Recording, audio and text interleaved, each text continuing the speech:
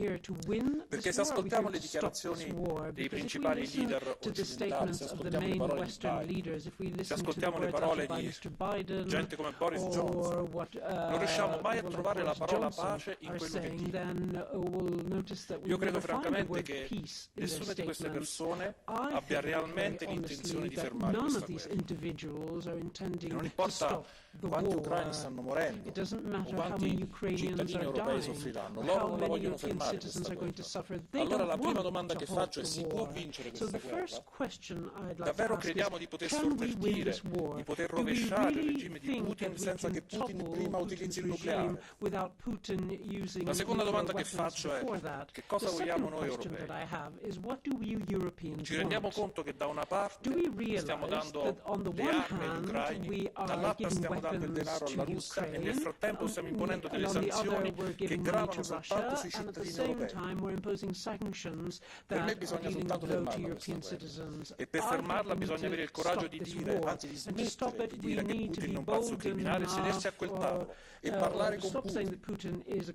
Perché se Putin è un pazzo criminale, allora forse dobbiamo chiederci se noi in Serbia, in Libia, in Iraq, in Siria, in Afghanistan, forse siamo stati pazzi criminali altrettanto, forse siamo legittimati a sederci a quel tavolo e parlare con Putin. Allora l'ultima domanda che faccio è: c'è qualcuno qui dentro che ha davvero l'intenzione di sedersi a quel tavolo nell'interesse del popolo ucraino e nell'interesse della difesa del popolo europeo? C'è qualcuno qui dentro che ha il coraggio di dire signor no agli Stati Uniti d'America? E c'è qualcuno qui dentro che ha il coraggio di dire signor no davvero a questa guerra maledetta? To this terrible war. Thank you. Grazie, ora ha facoltà di intervenire per 2 minuti l'onorevole Fest. For 2 minutes is Mr. Fest.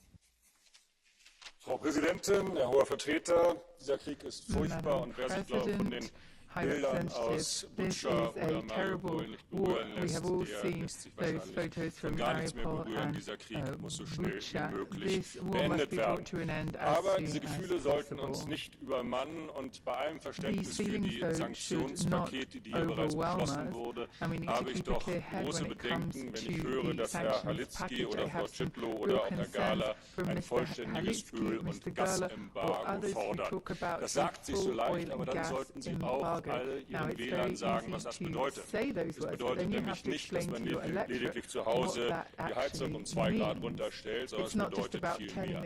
Es gibt in Deutschland inzwischen mehrere Studien von Experten, die ausgerechnet haben oder die sich darüber Gedanken gemacht haben, was ein vollständiges Öl- und Gasembargo tatsächlich bedeuten würde.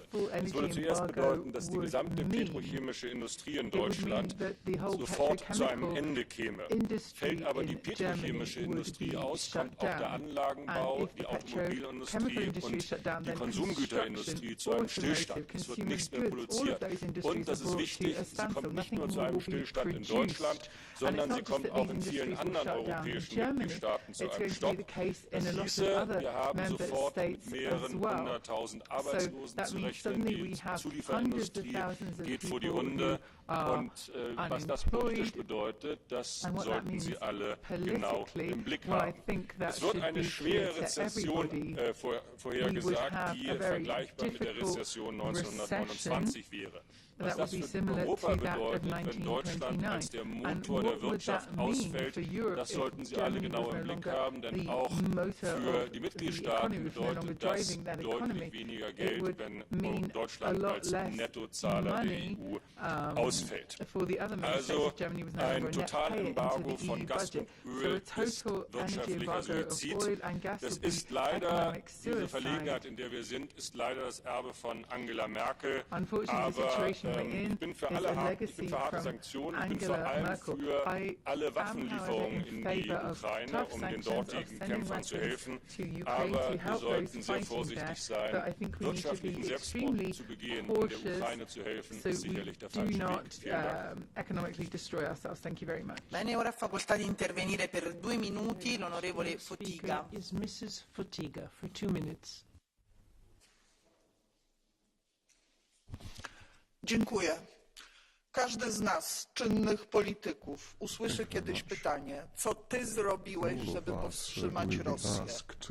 Co ty zrobiłeś, kiedy bestie mordowały Ukraińców, kobiety, dzieci, starców, ich ciała noszą ślady działań wskazujących w sposób oczywisty na popełnienie zbrodni przeciwko ludzkości. Zło trzeba nazwać złem. Naszym obowiązkiem, naszym prawnym obowiązkiem wynikającym z prawa międzynarodowego jest zrobić wszystko, żeby to zło powstrzymać jak najszybciej. Poprzez zmasowane całkowite sankcje, szczelne, nałożone w solidarności i wypełniane w solidarności. Także poprzez dostawy broni, bo Ukraińcy walczą w wojnie sprawiedliwej. Walczą o swoją wolność i walczą o życie swoich dzieci i matek. I jeszcze jedno, Pani Przewodnicząca Komisji. Przyszła niedziela będzie dniem wspomnień. Nasi bracia Ukraińcy to na pewno zrozumieją.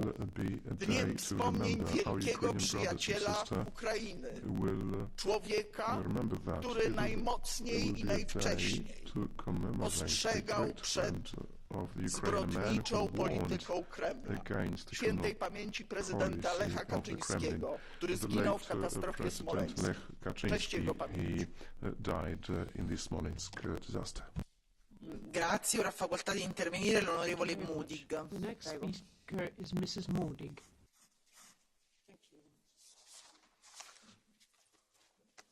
Arvoisa rouva puhemies. Venäjän julma ja laiton sota Ukrainaan on tuomittava ja viime päivien uutiset venäläisten hirmuteoista tulee tutkia perusteellisesti ja riippumattomasti ja syylliset on saatettava kansainvälisen sotarikostuomioistuimen eteen. Pelissä ei ole vain ukrainalaisten tulevaisuus, vaan meidän kaikkien. Kyse on jokaisen itsenäisen maan oikeudesta päättää vapaasti omasta tulevaisuudestaan. Eilen komissio julkaisi uudet pakotteet, joissa muun muassa kivihiilen tuonti Venäjältä lopetetaan. Tämän arvo Venäjälle on noin 4 miljardia vuodessa, kun öljystä ja kaasusta tulee yli 100 miljardia. Tämä ei ole vielä riittävää, vaan pakotteet on viipymättä ulotettava koskemaan myös öljyä ja kaasua. Tämän lisäksi kaikki venäläiset pankit on jäädytettävä SWIFT-järjestelmästä. On täysin kestämätöntä, että energiaostollamme rahoitamme Putinin sotakoneistoa.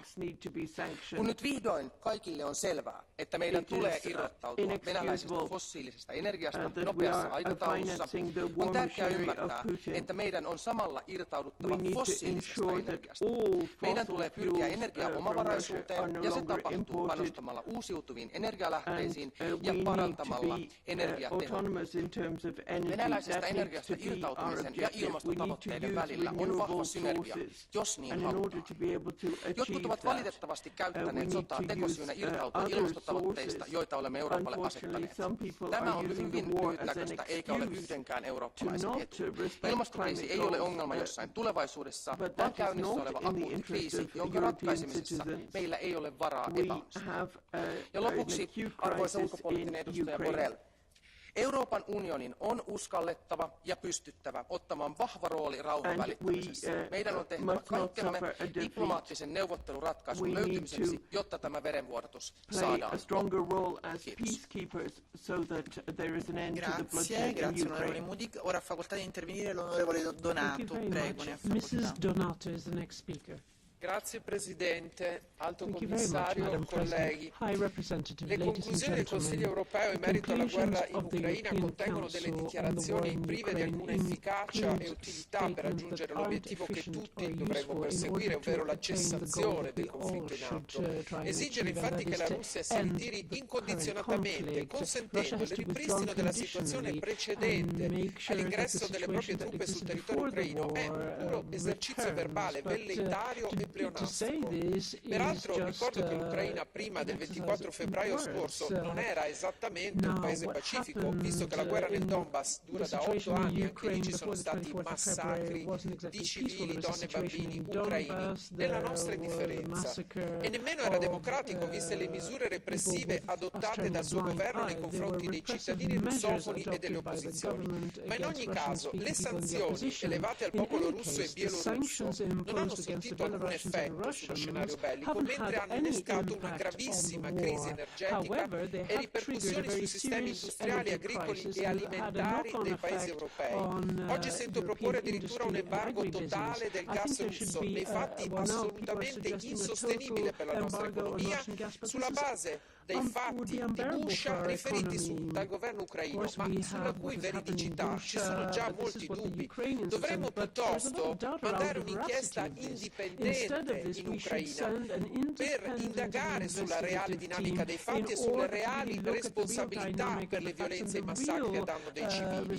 Il sottosegretario generale dell'ONU, parlando al Consiglio di sicurezza, ha riferito sulle denunce di violenza sessuale da parte delle forze ucraine e delle milizie della protezione civile, e l'ONU con la missione umanitaria sta verificando queste accuse.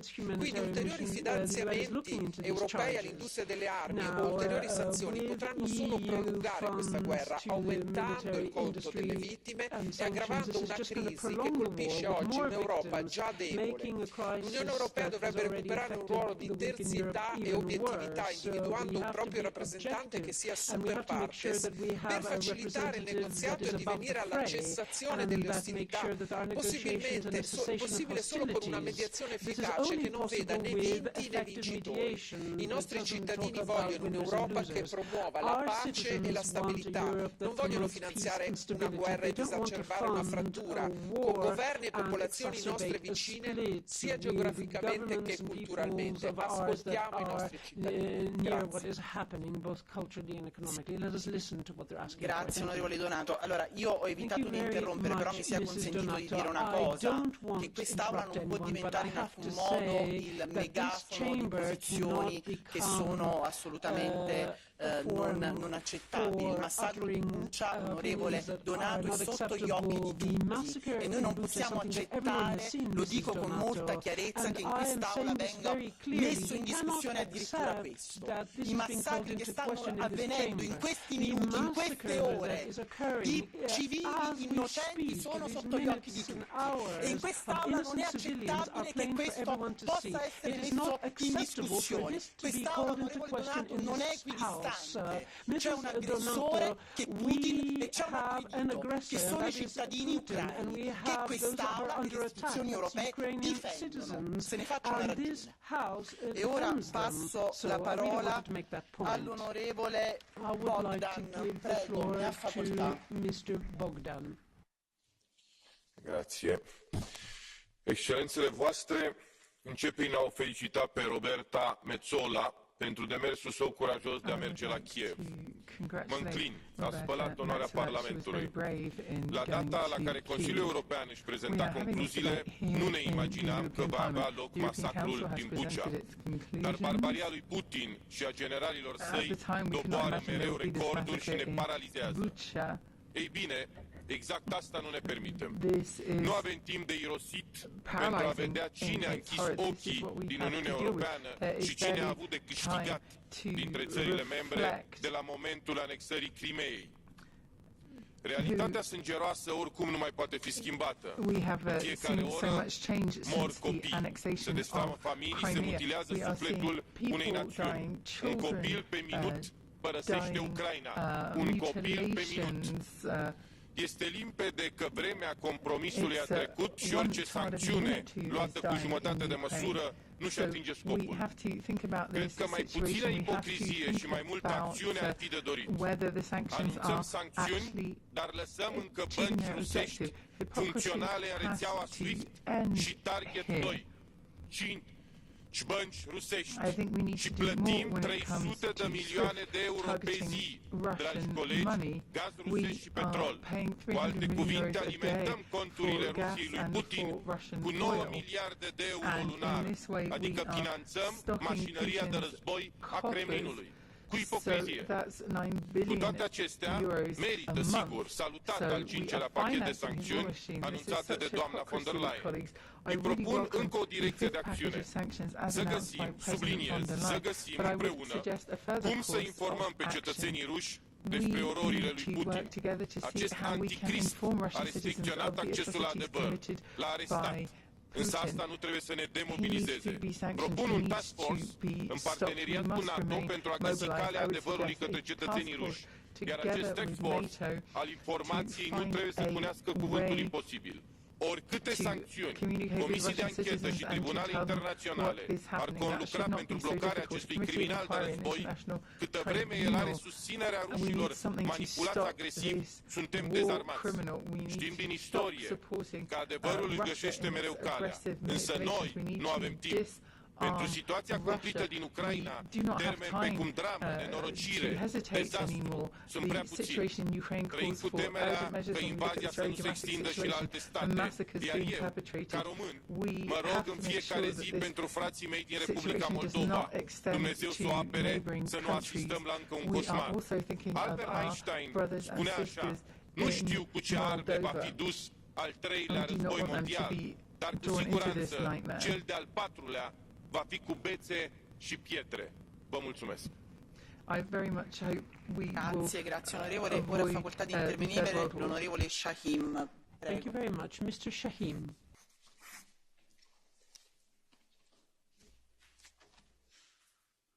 Thank you, Chair. I'll promise you I'll stay in time. Dear Commissioners, dear Council. Yesterday, the EU has launched the fifth package on sanctions against Putin and his allies.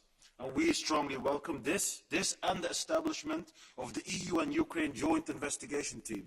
We have to collect evidence to investigate war crimes and crimes against humanity in Ukraine, as we have witnessed in Bucha and other places. But the question is this enough? And the short question is no. We cannot continue doing business, because that is what we're doing by importing Russian gas, knowing about the atrocities that happened in Ukraine. We as the European Parliament need to send a clear signal and support a total ban on fossil fuels from Russia and hit Putin where it hurts. We need this total ban on oil and gas imports effective immediately. The sooner the better. As President Michel said, we need this probably sooner than later. Well, are we going to wait until Putin decides to cut us off? He already asks us to pay in rubles, and we see that he is dividing us. Some member states cancelled all imports, and others are really considering paying in rubles. We need to stop this. Better to be one step ahead than in panic mode. And the good thing is that we have a plan to get off fossil fuels. We have Repower EU and our European Green Deal. We can accelerate the process by delivering on the Fit for 55 package and accelerating energy efficiency and deployment of renewables. We as S&D Group are ready for this. And who would have thought that the European Green Deal would become an act of resistance against Putin's hostilities? Thank you very much, Chair. Grazie mille. Ora ha facoltà di intervenire l'onorevole Austrevicius. Speaker is Mr. Austrevicius.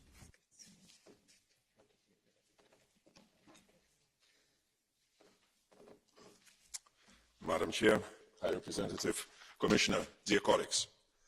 After his failed attempt to turn Ukraine away from Europe, Putin finds himself haunted by a question. What must Russia do with Ukraine? And his answer, I quote, we do not need a Nazi Banderite Ukraine, which is an enemy of Russia and a tool of the West used to destroy Russia. End of the quote. These lines are taken from an article by RIA Novosti, an official mouthpiece of the Russian state in response to the Western sanctions to the massacre of civilians in Bucha. Does anyone in this chamber who is in the right mind question the existence of the Russian fascism and chauvinism? The Russian regime is an enemy of the West, all of us. Dear colleagues, Western support for Ukraine must be based on binary principle, that either we are with Ukraine or we are against the freedom, democracy, and all the values that we cherish in the European Union. We must not even think about our discomfort or the disruption of our daily lives. We must do everything that is necessary to support the existential fight of Ukraine. I regret that the fifth EU sanctions package does not cover all fossil fuels. It really is a shame on us. We are not convincing Ukrainians that the European Union is doing all it can and must.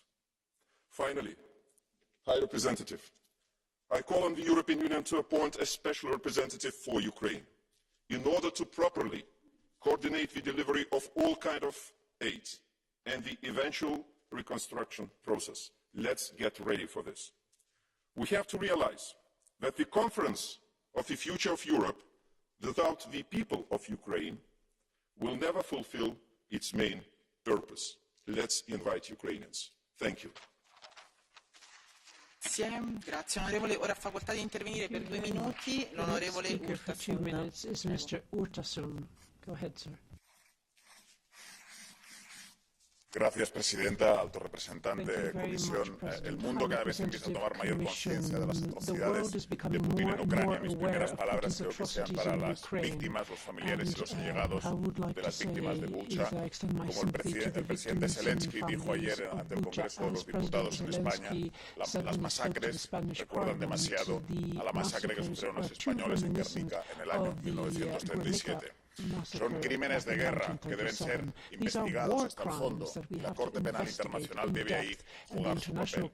Los crímenes de Putin que torpedean las negociaciones diplomáticas nos enfrentan, lamentablemente, al escenario de un alargamiento del conflicto. Y ante este escenario, Europa debe permanecer unida. Eso es lo más importante, apoyando a los ucranianos en todos los frentes y también con sanciones, aplicándolas mejor, porque las sanciones tienen déficits de aplicación. Y también los verdes lo estamos apoyando con un embargo total de todos los combustibles fósiles provenientes de Rusia, incluido el gas y también el uranio.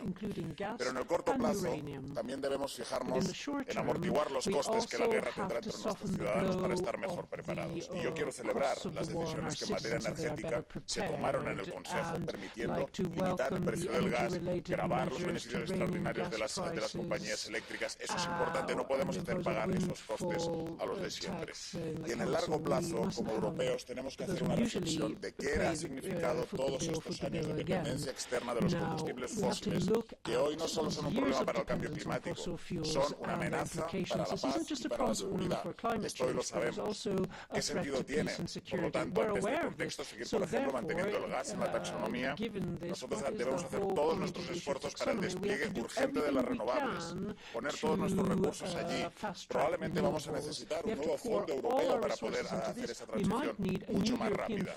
Y no tenemos tiempo porque el informe del IPCC nos señala cómo se nos está agotando el tiempo para la lucha contra el cambio climático. Hoy, la transición energética no es solo una cuestión de lucha contra el cambio climático, es también, por encima de todo, una garantía de paz y de estabilidad.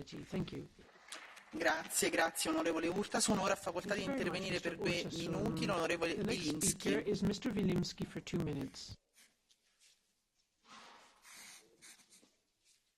Danke sehr. Meine sehr geehrten Damen und Herren, gleich vorab, das, was Putin hier macht, ist in jedweder Form nicht akzeptabel und in jedweder Form auch zu verurteilen. Und als Vertreter einer Partei, die vor vielen Jahren auch ein sogenanntes Memorandum of Understanding mit der Partei Einiges Russland hatte, diesen kulturellen Austausch und auch der wirtschaftlichen Bewegung gedient hat, kann ich heute nur sagen, diese Freundschaft ist vorbei. Es ist inakzeptabel, was hier seitens Putin geschieht. Die Frage ist allerdings, wie reagiere ich darauf? Wirklich deeskalierend oder gieße ich Öl ins Feuer und drehe an der Sanktionen und an der Embargo-Schraube? Ich glaube mal, diejenigen, die nicht davon betroffen sein werden an dieser Sanktionenpolitik, das sind etwa der russische Präsident Putin. Der wird sich um den Energiepreis nicht scheren. Ich denke auch, dass Kommissionspräsidentin von der Leyen nicht davon betroffen sein wird, wenn sie mit dem Privatjet von Wien nach etwa Bratislava fliegt. Ich denke auch nicht, dass der US-Präsident davon betroffen sein wird, wenn er im Fahrzeug des US-Präsidenten im Beast, also der Air Force One, unterwegs sein wird. Wer allerdings sehr wohl davon betroffen ist und das in großem Ausmaß, das sind die breiten Massen der Menschen draußen, die den Energiepreis Preisen nicht mehr stemmen, die über 2 Euro Preis für den Liter Treibstoff nicht mehr stemmen, die stark angezogenen Gaspreise nicht mehr stemmen und so weiter und so fort. Daher ist es der falsche Weg, weil es ein Schuss ins Knie ist. Die Frage ist, was sollte man anstelle dessen tun, ist aus meiner Sicht auch einfach zu beantworten, nämlich all das, was deeskaliert. Und es hilft nicht, wenn von der Leyen nach Kiew fliegt oder der österreichische Bundeskanzler, der gesagt hat, zu einer PR-Aktion nach Kiew zu fliegen. Nein, es hätte Sinn, wenn wir all das tun, was Frieden wieder herbeiführt. Und es böte sich an, wenn etwa in Österreich das Jahr der Neutralität verpflichtet ist, eine tripolare Friedenskonferenz ihren Beginn nimmt, aber ohne die Amerikaner ihre eigenen Interessen haben, zu den Ukrainern, Europäern und Russen hier alles zu tun, ein Paket zu schnüren, das Frieden absichert und auch die Menschen draußen dient. Vielen Dank. Grazie, ora fa facoltà di intervenire per 2 minuti l'onorevole Ross. The next speaker is Mr. Ross for 2 minutes.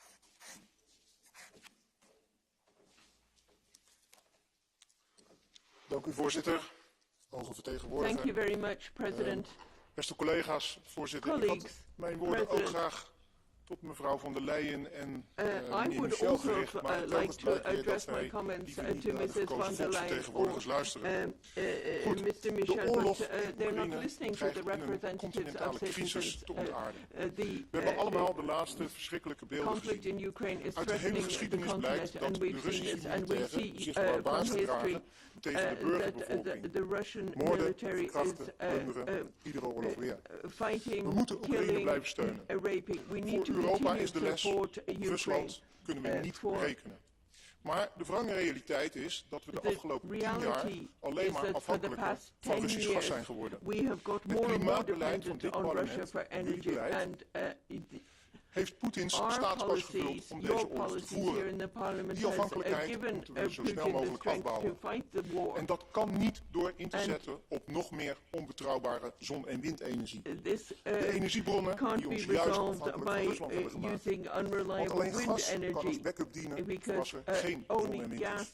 In plaats daarvan moeten we vanaf heden volledig inzetten op schone kernenergie.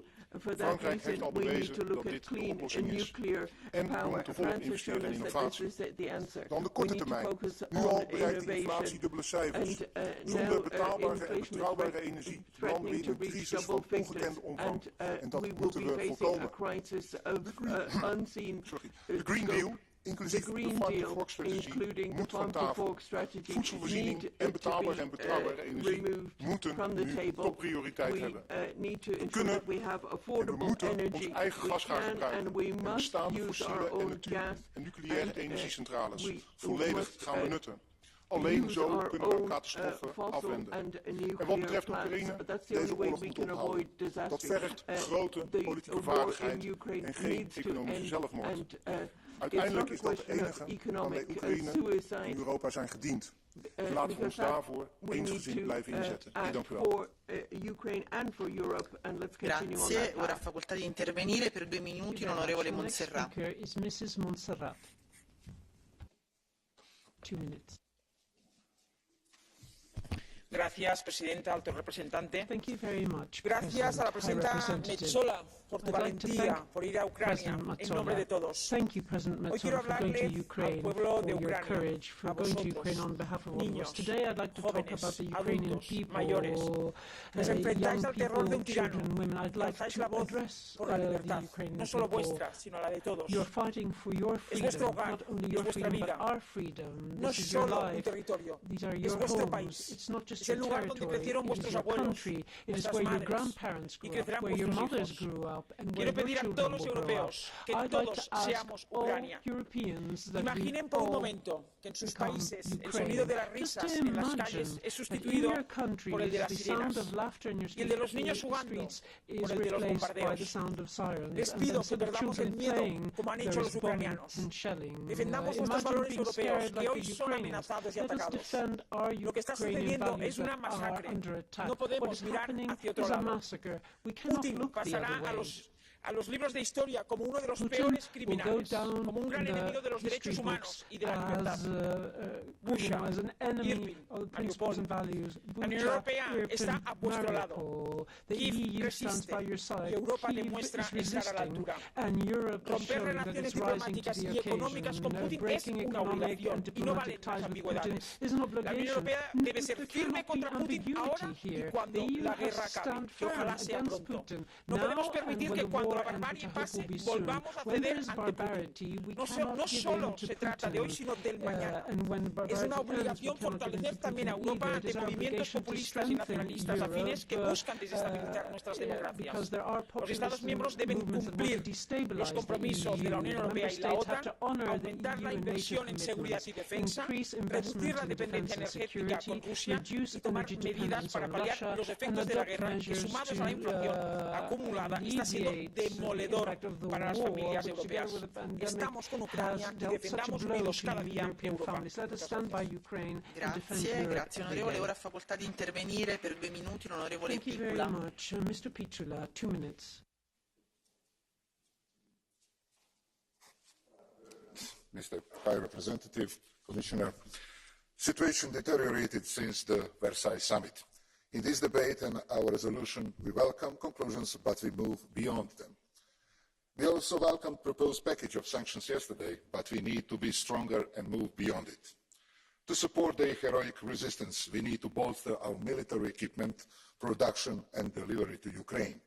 Furthermore, budgetary procedures cannot be an issue when it comes to collecting evidence and prosecution of war crimes. Time is of the essence here, and we have to move now. Commission and the EU supervisory authorities must closely monitor all member states' comprehensive implementation of all sanctions and share these data. We should also introduce secondary sanctions on all entities in the European Union and third countries that will aid the Russian and Belarusian regimes to bypass sanctions. All loopholes must be closed and all enablers must be sanctioned. The same goes for the countries that aspire to join the European Union. The lack of their alignment has to have clear consequences on their integration process. Yes, sanctions cost Russia and they cost us too. Our citizens also carry the financial burden, so we need a European solidarity mechanism that will address their economic and social consequences and pave the way toward energy independence. We can only do it if we do it together, and these brutal actions by Russia show us that we have to do it. During the pandemic, we showed it was possible. Democracy costs, and Ukrainians know it too well these days as they pay the highest price for it. We cannot escape our responsibility, our commitments, our credibility. This is no time for calculation on economic gains and losses. It's the time for decisive action.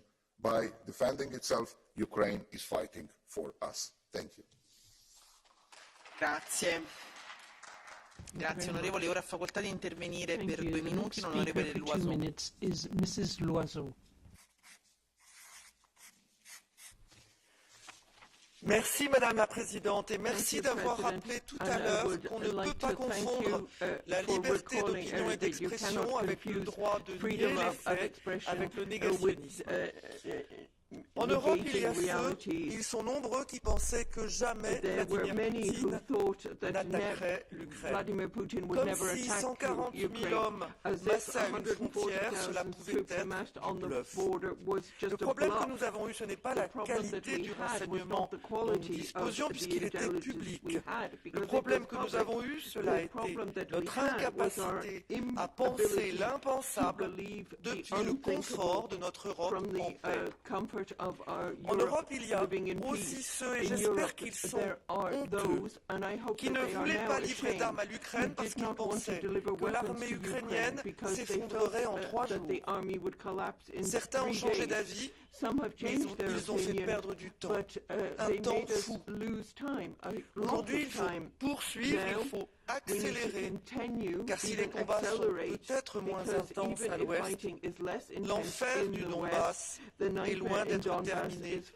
Nous ne devons pas l'accepter, nous ne devons pas nous y habituer.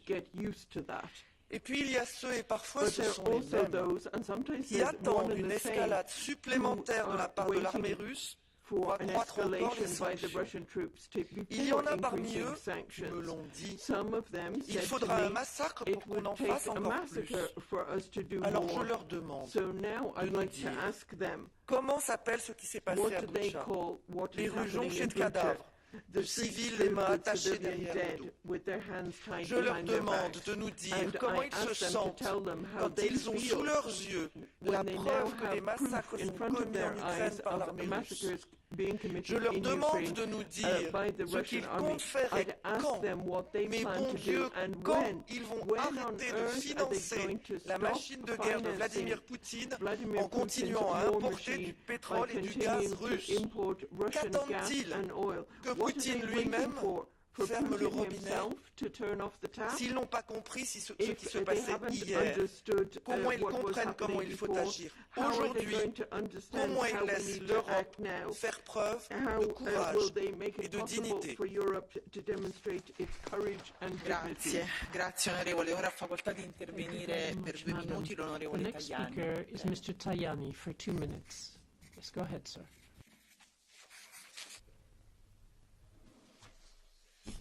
Signora Presidente, signor Alto Rappresentante, signor Vicepresidente, le immagini orribili delle violenze commesse a Bucha e in tante altre città dell'Ucraina hanno provocato la giusta reazione dell'Occidente, la giusta e sacrosanta reazione dell'Unione Europea. È chiaro che il nostro obiettivo è la pace, dobbiamo lavorare per raggiungerla, ma dobbiamo ricordare che non c'è pace senza giustizia. Ecco perché bisogna difendere l'indipendenza e l'integrità territoriale dell'Ucraina, e bene ha fatto Roberta Metsola a rappresentare tutti quanti noi a Kiev per dimostrare che noi stiamo dalla parte della pace, ma della pace con giustizia. È ovvio che le sanzioni che stiamo infliggendo alla Russia devono essere accompagnate da una forte azione europea a sostegno di cittadini, famiglie e imprese. Io credo che sia giusto avere la stabilità di un recovery che attraverso l'utilizzo di bond permetta per esempio di aiutare paesi come la Polonia che con grande coraggio stanno accogliendo milioni di ucraini in fuga dal loro paese. La solidarietà europea deve essere sostenuta, come deve essere sostenuta l'azione per avere una difesa comune europea, come deve essere sostenuta l'azione per l'autosufficienza agroalimentare. Attenzione alle minacce che arrivano dalla Russia, attenzione a quello che potrà accadere in Africa se i russi non manderanno grano e mais in quei paesi. Ci troveremo ad affrontare alti flussi migratori dal sud verso il nord dell'Europa. Dobbiamo certamente riflettere sulla PAC e riflettere anche sul farm to fork. Vanno sospese e bisogna riflettere su questo. Poi bisogna lavorare molto anche per pensare a come ricostruire l'Ucraina, che è un paese ormai candidato a essere parte dell'Unione Europea. E poi c'è la questione energetica. Serve un tetto europeo al prezzo del gas al fine di evitare una concorrenza sleale all'interno dell'Unione e fare un regalo a chi vuole che l'Europa si divida. La nostra forza è l'unità dell'Europa, l'unità dell'intero Occidente. L'Unione, Stati Uniti e NATO. Grazie onorevole Tajani. Ora ha facoltà di intervenire l'onorevole Geier. Mr. Tajani. Mr. Geier is next.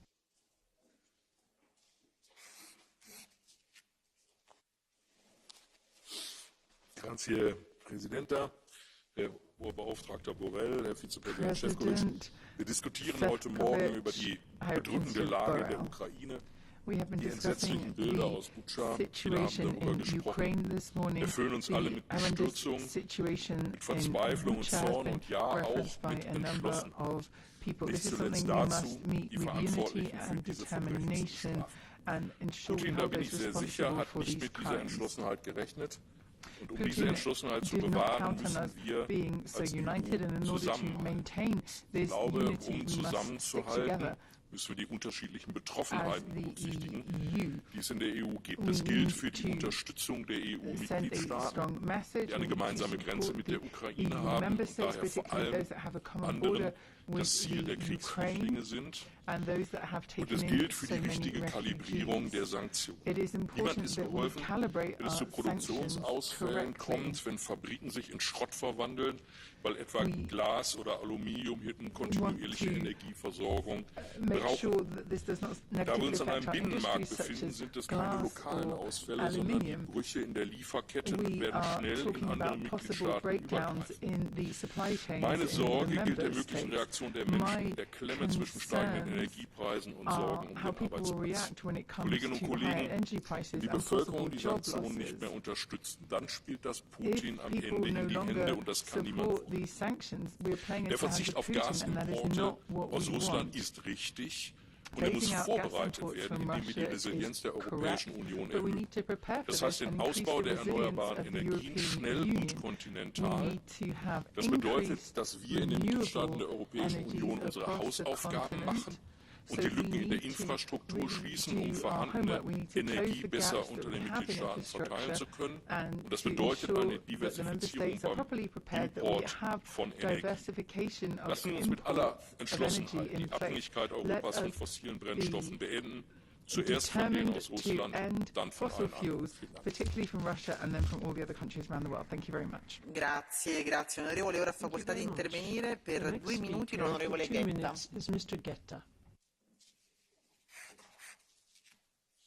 Merci, Madame la Présidente, Monsieur le Haut-représentant, mes chers collègues. Oui, me disait ce week-end un journaliste russe d'opposition, maintenant réfugié à Berlin, où il anime un site très suivi en Russie. Oui, me disait-il, mais que puis-je répondre à ceux de mes compatriotes qui me disent « Mais les Européens, les Occidentaux nous font aussi, puisqu'ils prennent ces sanctions contre nous, qu'allons souffrir ?» Il me posait cette question après la publication de cette adresse au peuple russe que les présidents de 4 de nos principaux groupes politiques ont signé. Je lui ai répondu, mais écoutez, c'est très simple, répondez-leur que ces sanctions que nous prenons, nous en souffrons nous aussi. Nous en souffrons nous aussi.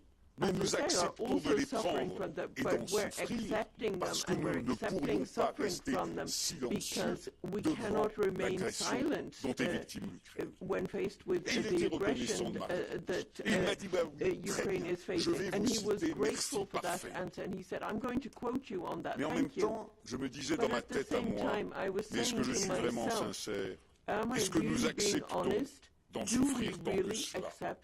Et je savais bien que oui, nous acceptons un peu, mais pas totalement, mais pas complètement, mais pas autant que les Russes vont en souffrir, et certainement pas autant.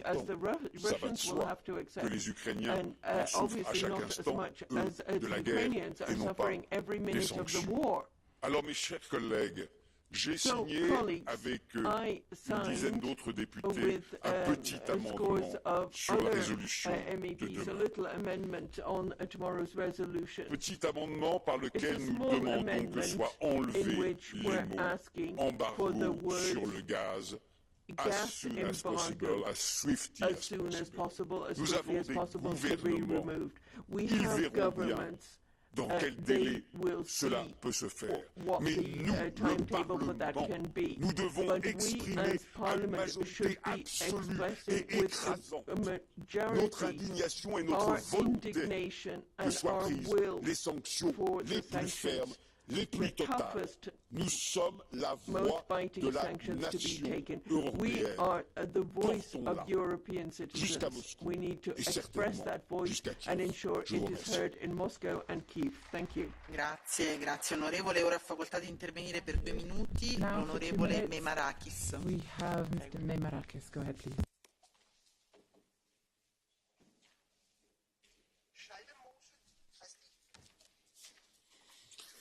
Η σημερινή συζήτηση στην Ολομέλεια του Ευρωπαϊκού Κοινοβουλίου για τις επιπτώσεις του συνεχιζόμενου πολέμου στην Ουκρανία είναι ιδιαίτερα σημαντική, καθώς όλη η ευρωπαϊκή ηγεσία βρίσκεται εδώ στο Ευρωπαϊκό Κοινοβούλιο για να μας ακούσει και από κοινού να διαμορφώσουμε τις πρωτοβουλίες και τις πολιτικές μας για την επόμενη μέρα, που δυστυχώς φαντάζει ζωφερή σε ευρωπαϊκό και παγκόσμιο επίπεδο. Είναι γεγονός ότι η ρωσική εισβολή στην Ουκρανία ξύπνησε την Ευρώπη, η οποία αντιλαμβανόμενη το κίνδυνο στο έδαφος της, έδρασε γρήγορα, έδρασε ενιαία, έδρασε συντονισμένα, ενωμένα, επιβάλλοντας αυστηρές κυρώσεις εναντίον του Πούτιν. Πράγμα το οποίο, από ό,τι φαίνεται, ο ίδιος δεν περίμενε. Δεν περίμενε ότι εμείς συντονισμένα και ενωμένοι θα ανταποκριθούμε σε αυτή την τραγωδία και την πρόκληση την οποία μας επέβαλε. Το κοινό ανακοινωθέν της Συνόδου Κορυφής έθεσε τις βάσεις για την αντιμετώπιση των τραγικών επιπτώσεων του πολέμου σε τομείς που αφορούν στη ζωή και την επιβίωσή μας, όπως είναι η αύξηση τιμών της ενέργειας, ο πληθωρισμός, η γενικευμένη ακρίβεια, η επιστημική κρίση, οι νέες προσφυγικές ροές, για τα οποία είναι υπεύθυνος ο ίδιος ο επιτιθέμενος, ο ίδιος ο Πούτιν. Όμως από τη Σύνοδο Κορυφής μέχρι σήμερα, τα γεγονότα τρέχουν. Ο Πούτιν με τις νέες φρικαλαιότητες του πρέπει να μας οδηγήσει στη λήψη νέων πρωτοβουλειών και άρα νέων κινήσεων, κυρώσεων, βρίσκοντας απέναντί του και πάλι μια ενωμένη Ευρώπη που θα εγγυηθεί την ειρήνη και πρέπει να είναι παρούσα σε κάθε μορφή διαπραγμάτευσης. Και γι' αυτό θέλω να τονίσω ότι ενθουσιωδώς κατεγράφει η επίσκεψη της Προέδρου του Ευρωπαϊκού Κοινοβουλίου της Ρομπέρτα Μέτσολα και χαιρετίζω και την επίσκεψη της Προέδρου Βοντερ Λάιεν τώρα στο Κίεβο στο τέλος της εβδομάδας, που δείχνουν ότι η Ένωσή μας βρίσκεται στο πλευρό της ειρήνης και στη σωστή πλευρά της ιστορίας. Αυτή η κρίση λοιπόν πρέπει να είναι η έναρξη μιας νέας εποχής για την Ένωση και μιας μεγάλης συντονισμένης προσπάθειας προκειμένου η Ευρώπη να θέσει τις βάσεις για την αμυντική, ενεργειακή και επιστημιστική της αυτονομία. Είναι χρέος μας να εγγυηθούμε την ευημερία και την ασφάλεια του Ευρωπαίου πολίτη, ο οποίος αδυνατεί να καλύψει τις ανάγκες του και βλέπει το πραγματικό του εισόδημα. Είναι πολιτικό μας χρέος. Είναι πρώτη στην πολιτική μας υποχρέωση, ατομική και συλλογική, πέρα και πάνω από κόμματα, πέρα και πάνω από τα σύνορα. Ευχαριστώ. Grazie. Ora ha facoltà di intervenire l'onorevole Schaldamose.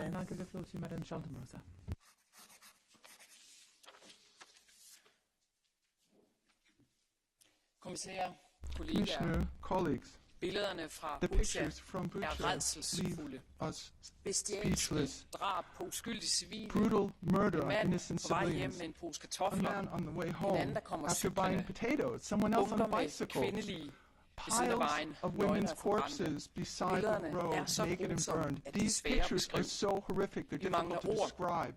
Men We have no lige nu er netop words. det, vi har But brug for. right Vi har now, brug for we ord, need og vi har brug for words. politiske ord, og vi Political har brug for words. handling bag Words that are ordene. backed up with Det, vi ser i action. Bucha, What we see ligner in Bucha krigsforbrydelser looks begået af like Putin. war Og det skal crimes committed by have Putin, konsekvenser. and they have to have Dem, der står bag consequences. de her Those who brutale committed these angreb og drab, attacks, de these skal brutal stilles killings, til they ansvar. have to be Det held gælder både dem med responsible, militær magt og both dem med those with politisk magt. military power and Og derfor political er der power. altså, And jeg mener, that's brug for, why, at vi dear igen friends, skruer op for we sanktionerne need imod Rusland once og Belarus. again to tighten the I tæt sanctions against koordinering Russia and her i EU, Belarus, men with også med close vores allierede i coordination with øvrigt. the EU, but Vi also skal with have our sat allies. tommelskruer We på have to have Putin. the political Det skal thumb bemærkes, screws når man on overskrider Putin. internationale regler. Tangible Kollegaer her i dag responses har I when talt rigtig meget international om rules are violated. energisanktioner. Now, Jeg our støtter det colleagues have been fuldstændig. Vi har talking brug a for at lot skrue op about for energy sanktionerne sanctions. her. Yes, we should Men vi increase kan those også gøre mere. sanctions, Vi har but we faktisk have også to brug for do at kigge more. på We digitale also sanktioner. need to look For hver at digital eneste dag sanctions, because høster every single russiske day, tech-virksomheder Russian følsomme tech data fra companies millioner are af harvesting smartphones. sensitive data Også from millions of smartphones her i smartphones, Europa. also smartphones in Det the er data, der EU. potentielt kan And bruges this is imod data ukrainere that på could flugt, potentially be eller used russere, against der arbejder Ukrainians imod who are Putins fleeing regime. or Russians who are working For against vejen Putin's fra den regime. russiske datahøst til Putins This skrivebord i distance Kreml, den er between ganske kort. Russian data Også harvest selvom and mobiltelefonen Putin's befinder death sig is i very Europa. short. Even På if den these måde udgør hver evig eneste smartphones app, are der in indeholder Europe. komponenter So fra en the russisk only tech-virksomhed, every app en potentiel that fare for alle, contains der arbejder for a et fredeligt component from a Ukraine Russian og et technical demokratisk company Rusland. has Så derfor er der altså også brug for, at vi kigger i værktøjskassen efter digitale sanktioner nu. Vi har brug for at indføre et dataembargo i EU og i Vesten, så dataflowet fra russiske tech-virksomheder kan høre op hurtigst muligt. Vi har brug for at tage alle våben ud af hænderne på Putin, også de digitale våben, han bruger imod egne borgere og mod ukrainerne. Jeg håber, vi kan stoppe det nu. Grazie onorevole. Ha facoltà ora di intervenire per 2 minuti l'onorevole Kovacev. I give the floor to Mr. Kovacev. Благодаря много, госпожо председател, господин Борел, господин комисар. Трудно се намират думи, с които да се изрази ужаса от руското варварство, извършено пред очите на света в Украйна. Когато сме поставени пред морален, човешки избор между доброто и злото, не може да бъдем неутрални. Неутралитетът означава, че сме заедно с агресора.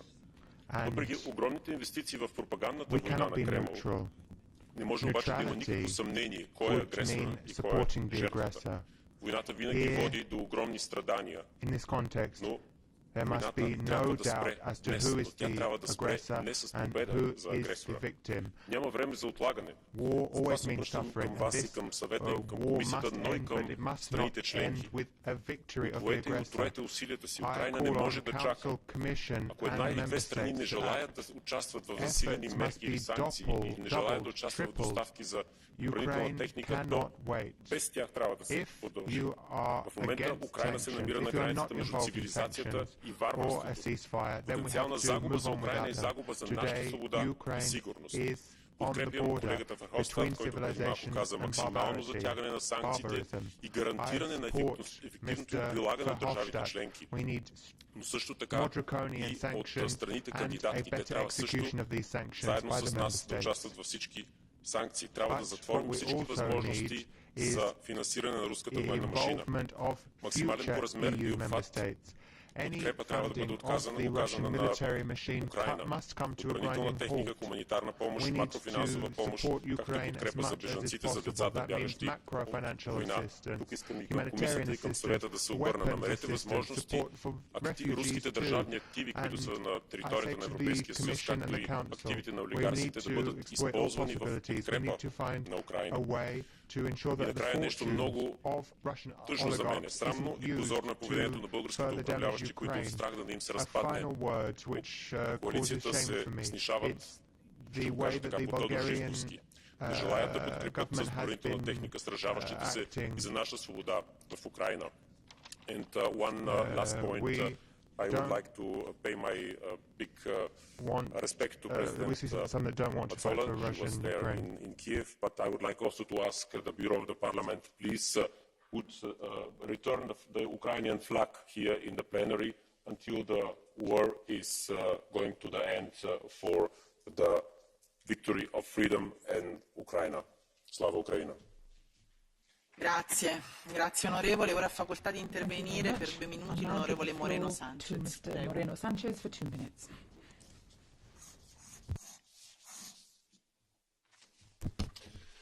Grazie Presidenta. Querido vicepresidente, querido alto representante. Señorías, estamos en tiempos de guerra. La masacre de Bucha demuestra que la barbarie de Putin no tiene límites. Más que nunca tenemos que apoyar a Ucrania humanitariamente y militarmente. Seamos conscientes que esta guerra tiene unos costes insoportables en vidas humanas y desolación para los ucranianos, pero también económicos y sociales para los europeos y el resto del mundo. Ante la agresión de Putin debemos defender nuestras democracias, teniendo en cuenta que los ciudadanos y las ciudadanas llevan 2 años de tensión con la pandemia y ahora además sufren el coste de la guerra con un aumento desorbitado de los precios. Nuestro deber es lograr que se sientan protegidos no solo a nivel militar, sino también económica y socialmente. Por eso, señorías, la Unión Europea no puede ser una potencia política mundial sin capacidad de disuasión. Debe asumir su parte de responsabilidad, como lo ha recordado el alto representante esta mañana. Por ello, de la próxima cumbre de la OTAN, que se celebrará en junio en Madrid, Debe surgir un nuevo in the concepto next NATO estratégico de meeting la in alianza Madrid, con una we verdadera have política to europea look de at defensa. the Por otro lado, la inflación strategy desbocada of the pone en alliance with a peligro real la European recuperación defence económica policy. e We also incrementa need to las ensure desigualdades. that Es urgente we bajar la avoid factura an increase energética in y inequality en ese sentido during la our pasada economic cumbre europea recovery. ha supuesto un The punto most de inflexión recent en la European política summit energética looked de la at Unión. energy policy of the EU. Europa ha reaccionado And this desde la is going to be unidad, important here. pero atendiendo a la The diversidad, European tal como se ha Union puesto de manifiesto needs con el to look at reconocimiento de la diversity here. excepcionalidad For example, ibérica para que España y recognizing Portugal puedan limitar temporalmente el Iberian precio del megavatio. exceptionalism in order Celebro to que la ensure Comisión y that los Estados we miembros can have estén the correct asumiendo prices poco a for poco our las energy. propuestas del The gobierno European español Union para lograr una reforma del mercado energético que avance hacia una verdadera needs to unión ensure that de we la can energía have limpia energy y reform in asequible order to para ensure todos. that we have Solo lo conseguiremos clean con and unidad. safe energy Es for all. necesario We'll que todas only las do fuerzas that if we can políticas act europeas, with unity. empezando por la European de mi país, political demuestren forces, sentido starting de with Estado those y in my respalden a country, los gobiernos have to para afrontar show con éxito that they can work todos together with estos other retos. countries Muchas and gracias. other governments in order to ensure that we can face it to all of these Grazie, crises grazie successfully. onorevole. Ora ha facoltà di Thank you. intervenire I now give the per floor 2 minuti l'onorevole for 2 Niebler. minutes to Madam Niebler.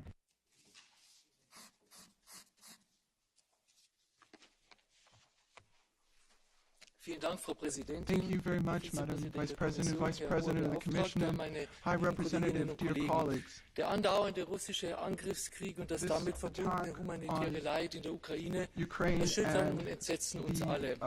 Die Bilder aus Butscha, die uns am Wochenende erreichten, sind nicht zu ertragen. Die Kriegsverbrechen gegen unschuldige Menschen, Männer, Frauen, Kinder müssen bestraft werden. Die Verantwortlichen müssen zur Rechenschaft gezogen werden.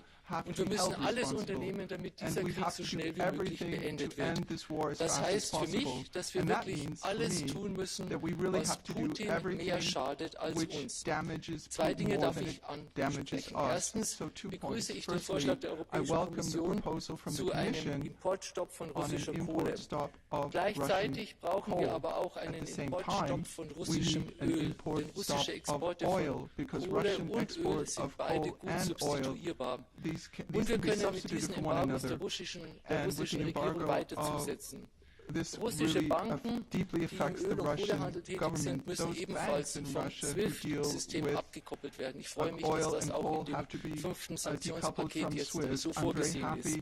Für mich ist aber auch klar, sobald wir ein Gasembargo auch nur annähernd verkraften können, sollten wir dieses umsetzen. Momentan ist das noch nicht der Fall, aber ich hoffe sehr, wenn alle Mitgliedstaaten mit Nachdruck darauf hinarbeiten, dass wir hier unabhängiger werden, dass wir dann auch zeitig ein Gasembargo verhängen können. Zweitens müssen wir jetzt beginnen, eine gemeinsame Sicherheitsarchitektur in der EU aufzubauen.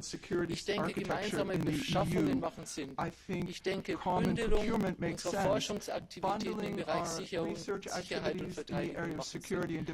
Vorschläge gibt es genug. Wir hier im Europäischen Parlament haben dieses Thema oft diskutiert, haben Vorschläge erarbeitet, unterbreitet. Wir müssen jetzt ganz konkret hier den Aufbau einer gemeinsamen Sicherheits- und Verteidigungsunion angehen. Und ich gestehe, dass ich hierzu von den Mitgliedstaaten konkrete, entsprechende Initiativen bislang vermisse und würde mich freuen, wenn das jetzt auch endlich von den Staaten entsprechend hier angegangen wird. Vielen Dank. Grazie, grazie onorevole. Ora passiamo al catch the eye. Hanno fatto richiesta di intervento diversi colleghi. Cominciamo dal collega Bokovic. We'll start with the member Bokovic. Prego. Hvala za besedo. Ruska agresija in barbarsko pobijanje ljudi dokazuje, da se nam pred očmi sesuva svet, ki smo mislili, da ga živimo, svet, kjer se spoštuje dostojanstvo človekovo življenje. Putin se je v Ukrajini uštel, kajti Ukrajine ni zavzel v 2 dneh, očitajo, da bo zavzel niti v 2 mesecih in najbolj se lahko pripravljamo kar na 2-letno dolgo vojno, kot napovedujejo vojaški strokovnjaki. Putin ni zmagal, ker so bili Ukrajinci enotni, ker so se junaško hrabro uprli agresorju in na drugi strani, ker smo tudi mi v Evropi pokazali enotnost in pomagamo Ukrajini v njenem boju, tako z orožjem, kako tudi s humanitarnimi stvarmi. weapons and Zavedati se moramo, humanitarian aid. da nas v teh We must sankcijah be aware ne podpira celoten svet, that not ampak everybody demokratičen supports svet. us in Da se these temu ni sanctions. pridružila Only niti the Kitajska, niti Indija, niti arabske democracies in države, the world, China, tudi Srbija India, se ni Arab states, pridružila, tudi nekatere Serbia, evropske države že and some kolerajo. European Zato bo to trd boj, states have not vsekakor pa joined moramo us. v tem boju This will vztrajati. be a very harsh fight, Rusijo but we must ne bodo persist. ustavile naše sankcije, lahko jo Russia will not be oslabijo. stopped Rusija by our bo sanctions. They ustavila will only orožje, ki ga weaken it. Ukrajinci rabijo, Russia will be zato stopped zelo by podpiram the weapons početje, ki ga počne the Češka država, Ukrainians ZDA, in sorely tudi mi need. moramo na tej poti še samo I would like to bolje support the in Czech močneje Republic, podkrepiti to the United podporo States, and I na think we need vojaškem to go in the področju. same way. We Vsekakor need je to potrebna provide tudi more humanitarna military pomoč, support. Of course, we pri need to provide sankcijah pa ni časa humanitarian za support as well. špekulacije. But as far as Nemčija sanctions 20-30 are let concerned, there's financirala no Rusijo s time nakupi to plinov, waste. misleč, da je Germany to has been oborjena financing država. Danes pa vidimo, da to Russia for s tem 20-30 financiramo years by vojno buying in da smo v their tem gas, času, and ko this was poteka only vojna, toliko denarja, used to finance the 36 war, milijard actually. vložili v ruski plin, And je since nesprejemljivo. the beginning In of the nimamo war, pravice we've skrbeti sent o tem, kako bomo mi 35 živeli billion v Ukrajini, euro pa to umirajo Russia ljudje, to ki purchase branijo gas. evropske meje, It ki is branijo unacceptable that we demokratični do this sistem. while Slava Ukrajini Ukrainians in are dolžni, dying odgovorni in smo za Ukraine. popolno Slava podporo Ukrajini. Ukraini, and we're duty bound to support them. Thank you. Grazie. Ora ha facoltà di intervenire la collega Aguilera. Prego, ne ha facoltà. Muchas gracias, presidenta. Señoría, decir que todos estamos consternados por la última masacre que hemos visto, la de Bucha, o tantas otras. Hace pocos meses estábamos conmemorando en las instituciones europeas que el éxito de la Unión Europea, el gran éxito era que no había habido una guerra después de 70 años. Lo estábamos conmemorando diciendo, si la Unión Europea ha triunfado es evitar la guerra y cambiarla por el diálogo y la paz. Pues bien, tenemos en nuestro continente, no en la Unión Europea, pero en el continente europeo, una guerra sangrante, una invasión tremenda, desigual, desequilibrada. Y desde el primer día somos conscientes de ello. Y la diplomacia, señorías, no sirve aquí. No sirve. Hay que actuar como lo está haciendo la Comisión con todas las medidas posibles. Y probablemente habrá que seguir articulando esto. Quiero apoyar firmemente a la Comisión Europea. Quiero que nos felicitemos por esta Unión Europea. Y quiero además pedir la importancia de la unidad de todos los países europeos. Es muy importante que nadie salga del acuerdo. Eso es lo que nos dará fortaleza ante un dictador como Putin, ante una masacre universal que tendrá que sentarse en el Tribunal de La Haya, finalmente. Y por eso quiero agradecer las palabras y el discurso del señor Borrell. Alto y claro, como siempre, alto y claro, diciendo las cosas que hay que oír y que hay que escuchar en esta Cámara.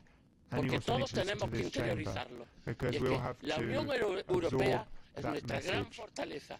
Como bien ha dicho, si no estuviéramos aquí, habría que inventarla. Por supuesto, señor Borrell. Esa es la clave de todo.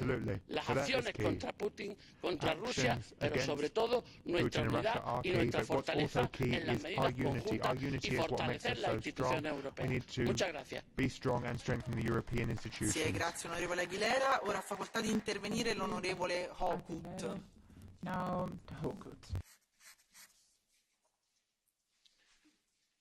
Putin is a butcher. We saw in Bucha. In Ukrainian, Putin miasnyk. In Polish, Putin to rzeźnik. In German, Putin ist ein Metzger. In Spanish, Putin es un carnicero. In French, Putin est un boucher. In Hungarian, for Mr. Orban, Putin edzi chęterz. In Swedish, Putin en slaktare. In Silesian, Putin je masos. I demand from the European Parliament to condemn Putin and call him a war criminal. This symbolic act will honor thousands of Ukrainians who were killed fighting for democracy, who were killed fighting for our common values. And non-symbolic, stop importing coal, gas and oil from Russia. Now, long live Ukraine. Thank you very much. Grazie, grazie onorevole. Ora ha facoltà di intervenire l'onorevole Hojcik. Ďakujem, pani predsedajúca. Thank you very much. Hrôzy, aké vidíme teraz na Ukrajine, Európa nevidela od druhej svetovej vojny. O to horšie sa mi počúvajú reči z extrémneho ľava aj z extrémneho práva o tom, ako sa potrebujeme baviť, potrebujeme hľadať spoločnú reč. Takú istú spoločnú reč, ako sme našli s Hitlerom v Mníchove? To je to, čo chcete? Ukrajina potrebuje našu pomoc. Aj vojenskú pomoc. Potrebujú zbrane teraz. Kedy budeme pomáhať Ukrajine viac? Ako pomáhame Rusku peniazami za fosílne palivá a jadrové palivá. Kedy tieto peniaze zostanú v našich rodinách a v našich regiónoch a konečne sa zbavíme závislosti, drogovej závislosti na fosílnych palivách. Kedy konečne prestaneme tolerovať kultúru lží na sociálnych médiách a nevinne sa prizerať tomu, ako algoritmy, a povedzme si len na Facebooku, dávajú väčší priestor zlu, dávajú väčší priestor lžiam. A to všetko len preto, aby sa niekto nabalil.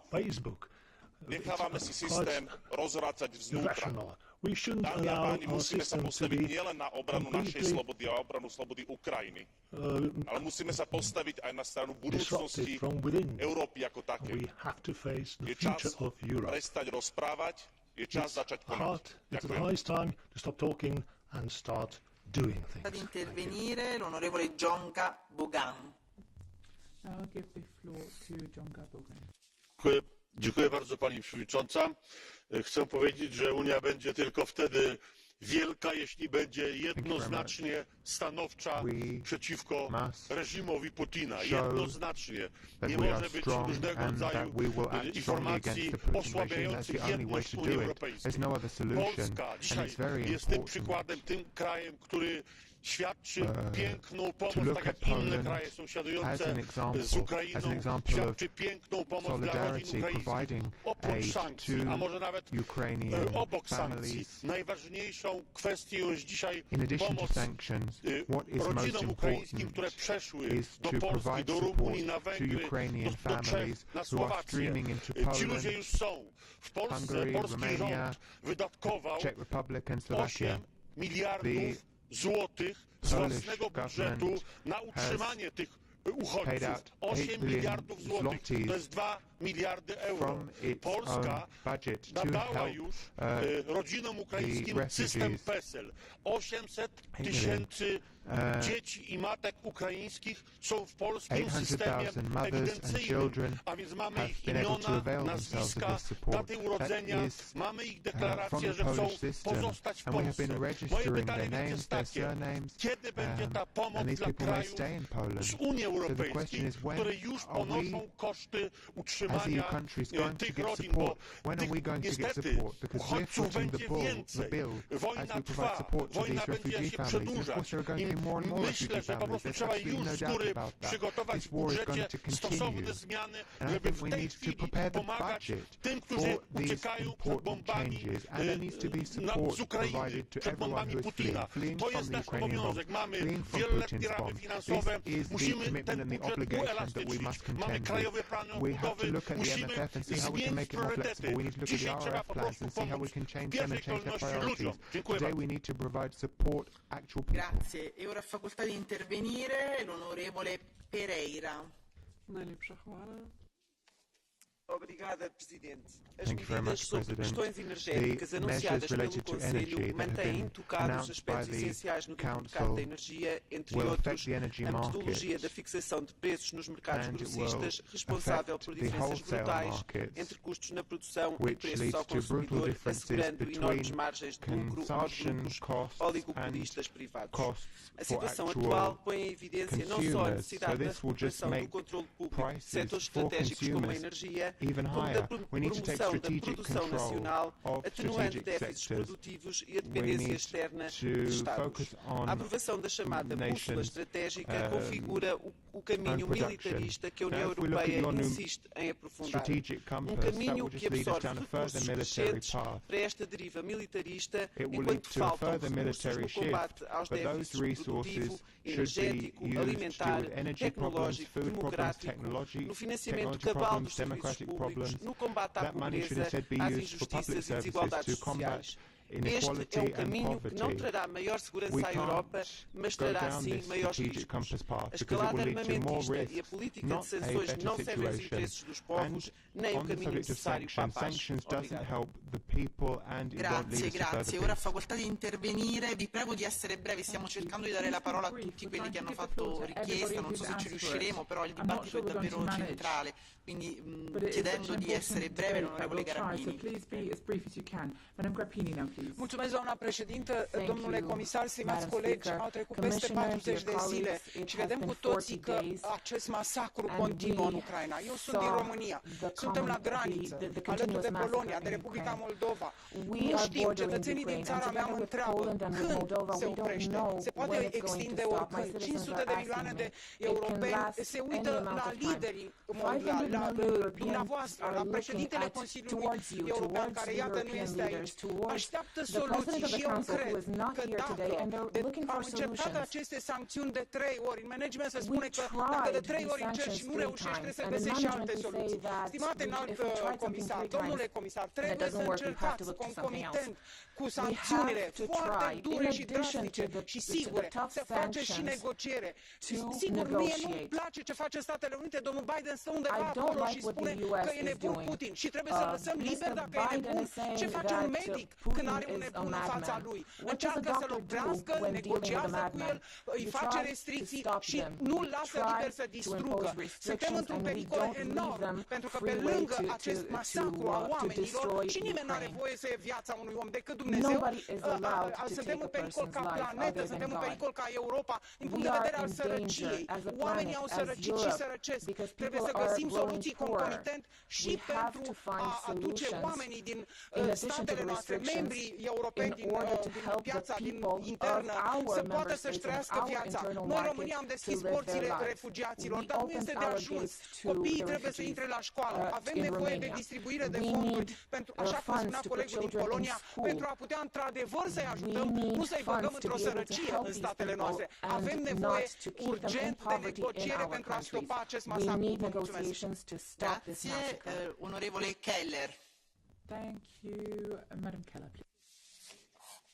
How many more Buchas? How many more Mariupols? How many more refugees? How many more bombed out maternity hospitals? How many more mass graves? How many more rapes and summary executions? How many more war crimes do we have to unearth before we realise and accept and declare Putin as a war criminal? And the only way to address this war criminal is by bringing his industrial military complex to its knees. And Europe has to act. It has to be strong and united. I say to Germany and my German colleagues, we have to ensure that we cut off the supports that Putin gets by the purchase of gas and oil. And I call for a full embargo, a full sanction on gas and oil from Russia. It is the only way that we can hurt the military-industrial complex that is funding the war crimes in Ukraine. How many more millions of refugees have to pour across the European borders to seek sanctuary from the bombs and the bullets and the appalling atrocities of Russian troops and Russian forces? And at the same time, at the exact same time, we are sending checks to Russia for the purchase of oil and gas. It is shameful, and there's a moral obligation on every country in the European Union, and specifically Germany, has to accept that it has a moral authority as well, and an obligation to cut the gas, to cut the oil, and cut the funding of Putin's criminality and war machine that is slaughtering Europeans in Ukraine as I speak. It will be shameful for us to continue in that vein. Mr. Borrell, I urge you and I urge the Commission to bring forth those sanctions now, not next week or next month. Grazie, grazie a tutti i colleghi e ora ci abbiamo appunto alle conclusioni. Chiedo al commissario Šefčovič di intervenire a nome della Commissione.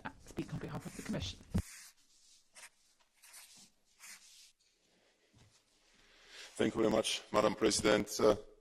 honourable members of the European Parliament, my dear colleagues, High Representative, Vice President Joseph Borrell, my dear colleague, Commissioner Breton, I think that this debate was a true reflection of our shock and horror about the war crimes committed in Bucha. War crimes committed in Europe, war crimes committed in the 21st century, war crimes committed with barbarity, not seen on European soil since the Second World War or Srebrenica times. I fully share the condemnation of these crimes by this House, but I think that we should go even further. We as a European Union should solemnly declare that we would never forget the victims, that we would never stop pursuing the perpetrators, and we would never accept any peace deal which would try to exonerate or pardon the war criminals. These criminals should know that for Europe, you are the war criminal for the rest of your lives. For Europe, these war crimes are not pardonable, not now, not tomorrow, simply never. Because I share worries expressed by Madame Kramon, Mr. Geyer, Madame Schillo, or Mr. Belka. The worries about what we will discover in Mariupol, in Irpin, in Mykolaiv. What kind of horrible crimes have been committed there? And to make sure that we would pursue the perpetrators, we established a joint investigation team with Ukraine to collect the evidence, to investigate war crimes and crimes against humanity, and this is our proof that we will never forget. I fully understand the calls of honourable members to do more, to help Ukraine and to put even more pressure on Russia, and I understand it. At the same time, we have to recognise that we can best help Ukraine and fend off aggressor if we are politically united and economically strong. Unity, solidarity and economic strength are our strongest assets and instruments.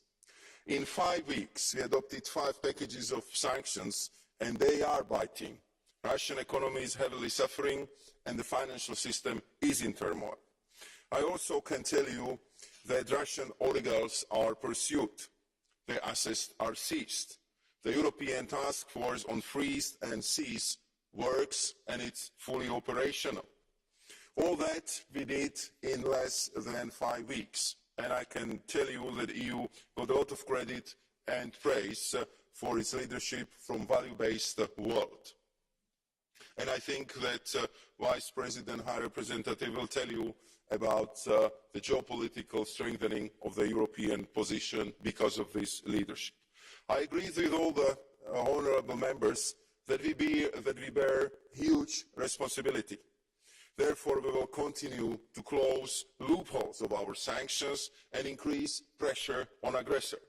We are looking into further measures how to dramatically reduce our dependencies on Russia and how to do it in a way that we will continue to have the strong public support and stellar unity we have now in Europe.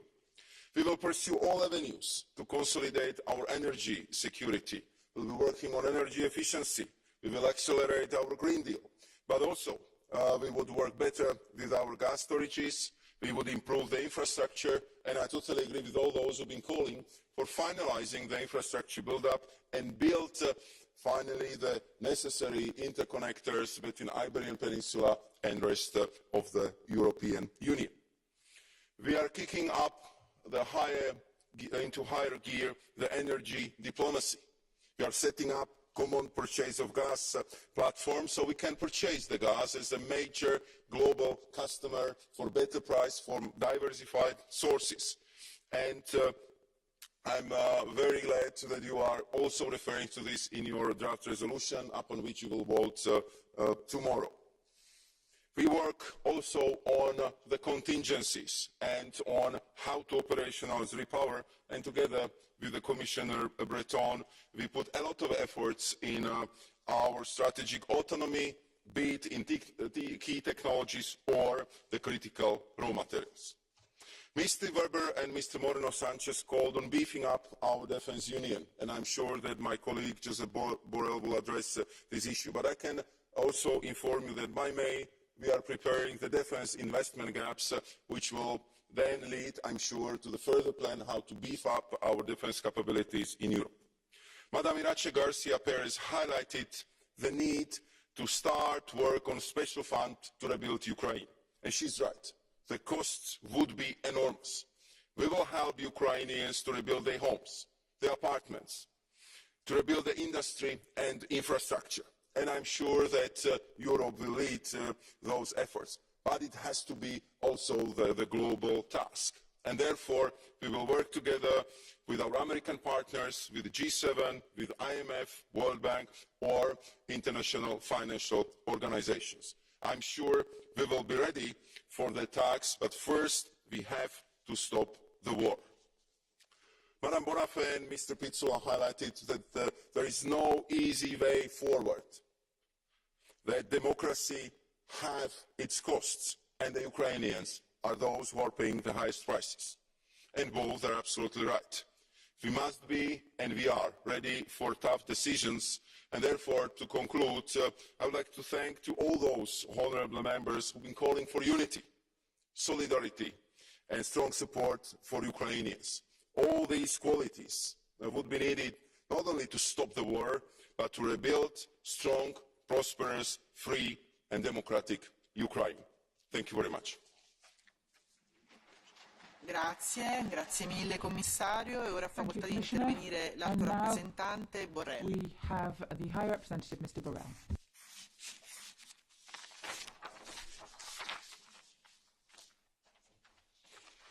Mr. President, Madame la Présidente, chers collègues de la Commission, honorable members, ça a été un débat très illustratif. On voit bien les différentes positions du spectre politique qui est représenté ici, de l'extrême gauche à l'extrême droite. Le peuple européen est représenté ici. Et je dois dire qu'il y a des positions qui m'ont vraiment choqué. Il y en a d'autres avec lesquelles je suis tout à fait d'accord. Il y a un certain nombre de positions qui m'ont vraiment surpris, qui montrent une méconnaissance du monde, de la façon dont on fait la politique étrangère, de qu'est-ce qui est en train de se passer en Ukraine. Permettez-moi de continuer en español. Esto es un debate parlamentario sobre las conclusiones del Consejo Europeo, donde los parlamentarios analizan, valoran, critican y sugieren sobre las posiciones que han tomado los jefes de Estado y de Gobierno en ese órgano, el Consejo Europeo, que es el órgano director, el órgano político director de la Unión Europea. Y creo que es así como hay que abordar este debate. ¿Qué es lo que los parlamentarios piensan de lo que el Consejo Europeo propone?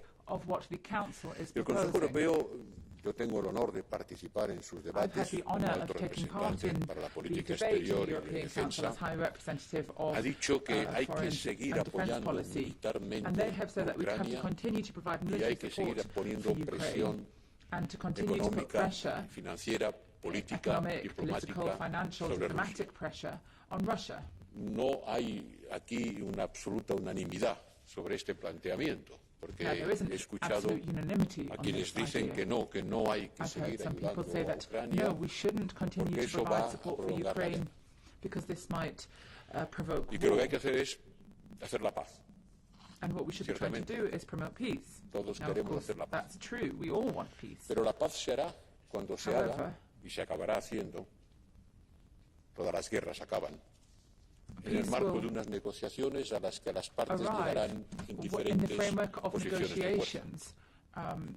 Todos sabemos que la diplomacia interviene para acabar una guerra cuando los dos combatientes están exhaustos y no pueden continuarla, when both parties are exhausted and can no longer continue, that's when we have peace, or when there's no alternative but negotiation. Como he dicho antes, queremos acabar esta guerra, pero no queremos que acabe de cualquier manera. We want to finish this war, but not Tenemos que preservar la integridad territorial, la independencia, la soberanía, the territorial integrity, the sovereignty, the independence of Ukraine. Y para eso, desgraciadamente, Ucrania tiene que seguir defendiéndose. Ukraine will have to continue to defend Para eso itself. tenemos que seguir ayudándola, porque si no lo hacemos, no se podrá seguir defendiendo. Without help, they won't Por lo tanto, yo creo que el Consejo Europeo ha hecho bien al decir que hemos de seguir apoyando militarmente a Ucrania, y espero que la mayoría de esta Cámara apoye esta decisión, que ha habido voces que no lo han hecho, de la extrema derecha a la extrema izquierda, unos por un angelismo completamente inútil de creer que las cosas se resuelven con buenas palabras, y otros probablemente por posicionamientos tácticos, que cada cual tenga lo suyo. Otros han dicho que no ayudamos suficientemente. Probablemente es una cuestión que tenemos que ponernos. ¿Podemos ayudar más? Sí, podemos. Pero no podemos entrar en la beligerancia, porque no queremos ser parte beligerante en esta guerra, no queremos que la guerra se extienda. Y eso nos coloca en una posición difícil de equilibrio entre ayudar sin intervenir. Y comprendo que los equilibrios son fáciles de criticar, porque son precisamente equilibrios. Pero ciertamente, señorías, no queremos que esta guerra se extienda, que se prolongue, que afecte más, y desde luego no queremos intervenir directamente en ella. Creo que la mayoría de la Cámara apoya esta posición. Pero sin intervenir podemos ayudar y podemos hacerlo más rápido, lo haremos. Todavía tenemos recursos para seguir apoyando, financiando el apoyo. Cuando se acaben, el Consejo tendrá que decidir si aporta más. También he oído voces críticas con respecto a la presión que se hace sobre Rusia. Y muchos parlamentarios, muchos de ustedes han pedido que se haga más, y en particular que se haga más en el campo de la energía, que es ciertamente nuestro telón de Aquiles, es nuestro talón de Aquiles, es nuestro punto vulnerable, y es la riqueza de Rusia. Y de eso, sin duda, la Unión Europea tiene que extraer lecciones para el futuro y para la acción inmediata. Hemos aprendido que la energía más barata no es la que lo parece, que la energía más fácil no es la que está más cercana, y que la energía más segura tampoco es aquella que nos la suministran países de poco fiar.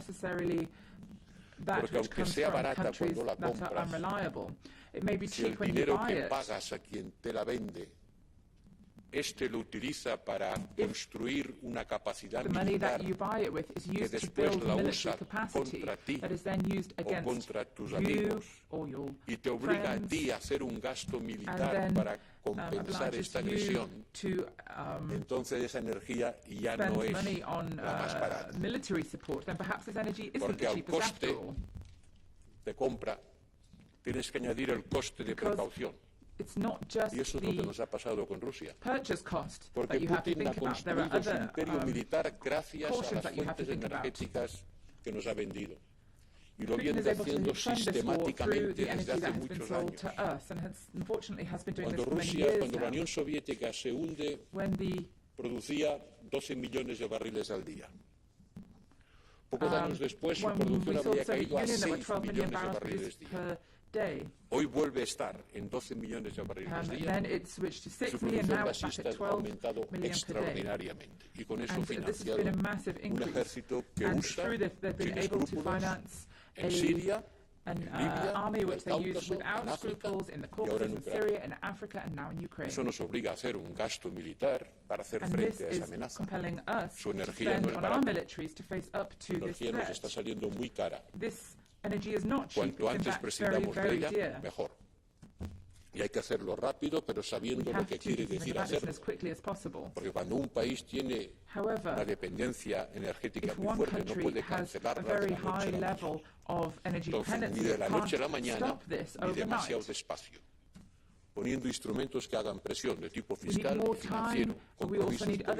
Estoy seguro que en el Consejo de Asuntos Exteriores del lunes volveremos a discutir sobre este tema y tengan la seguridad que transmitiré lo que he escuchado esta mañana aquí acerca de suprimir la dependencia del petróleo y del gas ruso tan pronto como podamos hacerlo. He oído a un diputado español recordar a Guernica.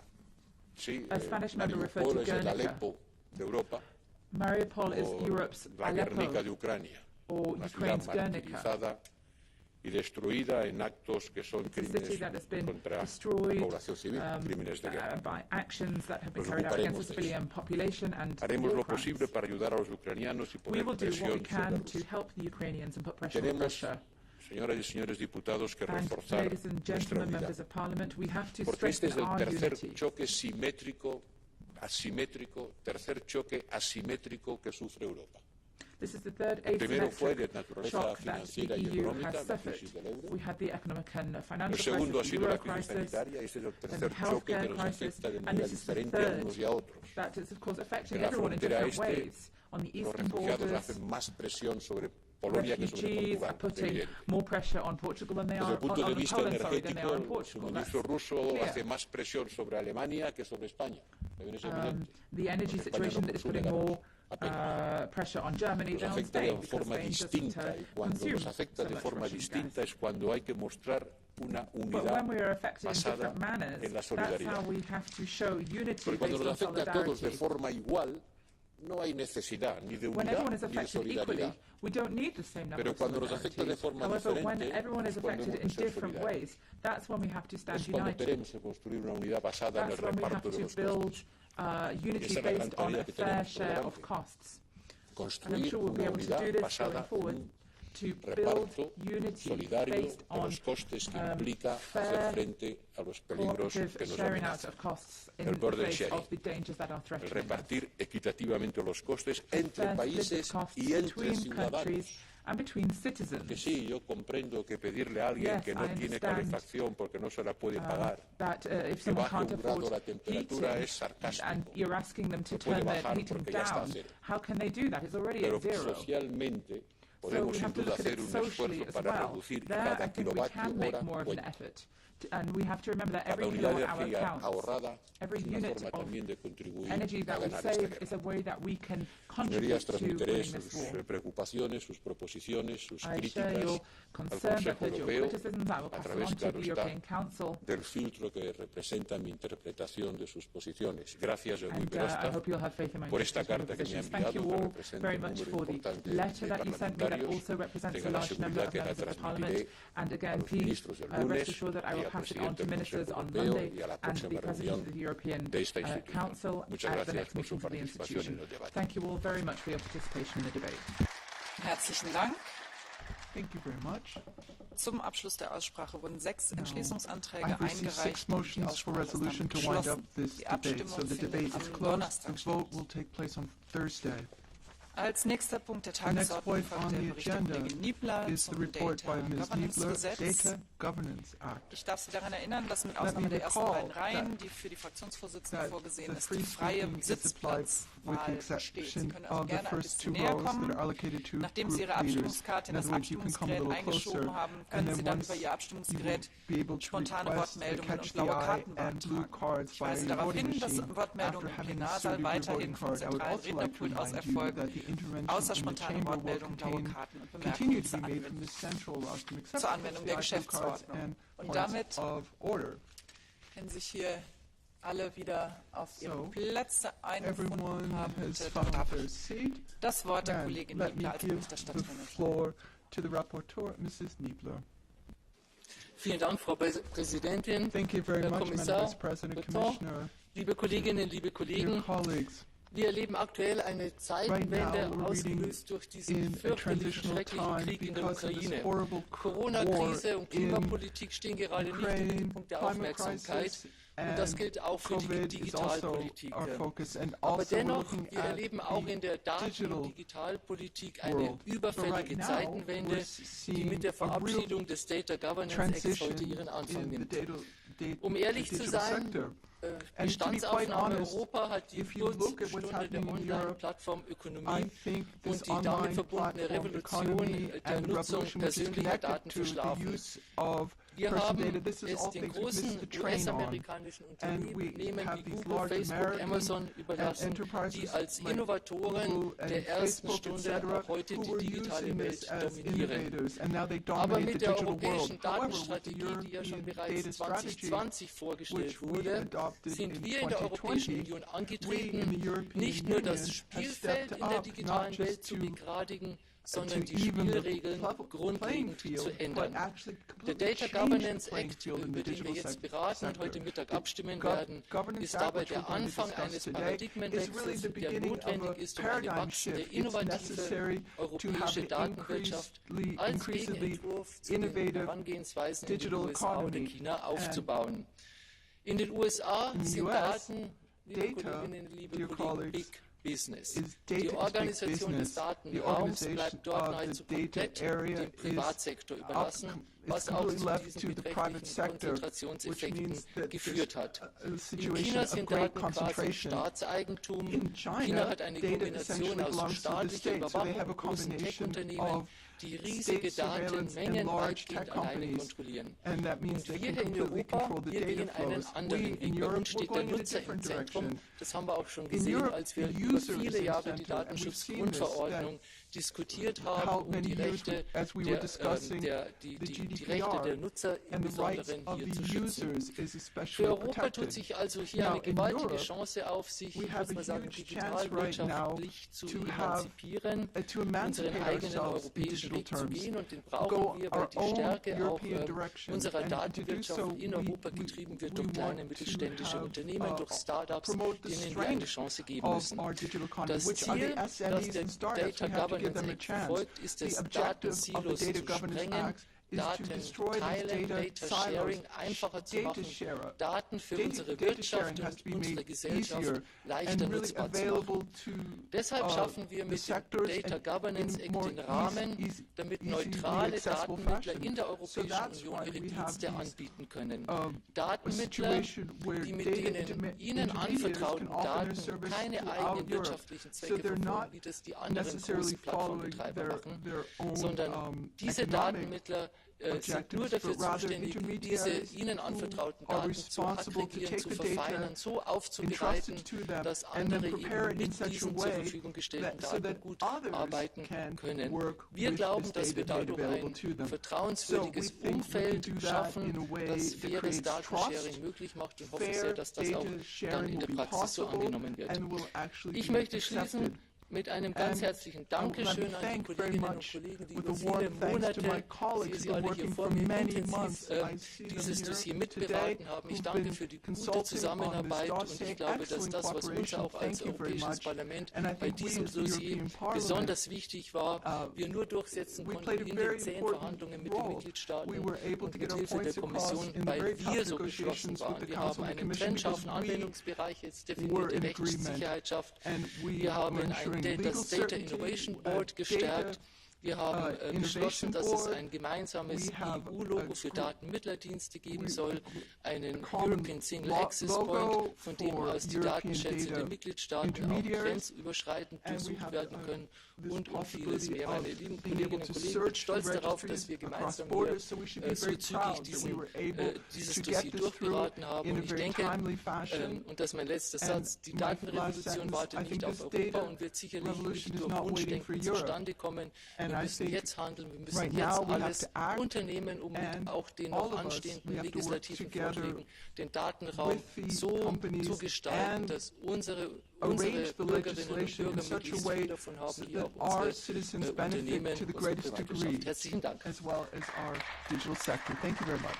Dankeschön, Frau Kollegin Niebler. Thank you very much, Mrs. Niebler. Einer saß nun nicht vor Ihnen, sondern stand schon hinter Ihnen. Der erhält Someone was already standing behind you, and that is our colleague, Mr. Lagodinsky, for the Liebe Committee. Liebe Kolleginnen, liebe Kollegen, ich danke der federführenden Berichterstatterin, Kollegin Niebler, für die gute, vertrauensvolle Zusammenarbeit. Und diese Zusammenarbeit zwischen Industrieexpertinnen und Experten einerseits und Bürgerrechtlerinnen und Datenschutzgesinnten andererseits ist heutzutage nötiger denn je.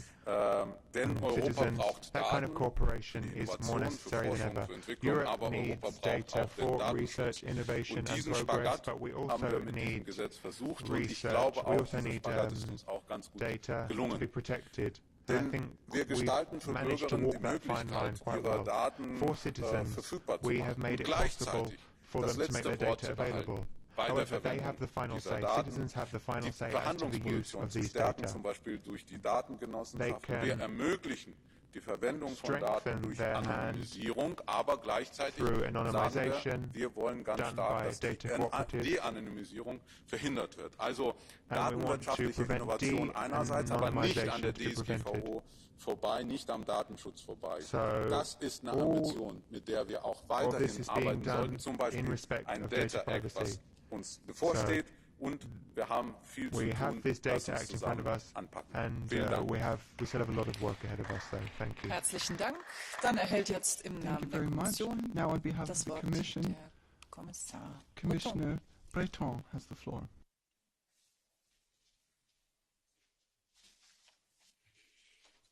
Madame la Présidente, Mesdames et Messieurs les députés européens, je suis très heureux de pouvoir participer aujourd'hui au débat sur l'acte sur la gouvernance des données suite à l'accord de principe entre les colégislateurs et la Commission que nous avons atteint en novembre dernier. Je voudrais d'abord remercier tout particulièrement Madame la rapporteure Angelika Niebler, pour un travail absolument exceptionnel qui a été réalisé, ainsi que tous les shadow rapporteurs, M.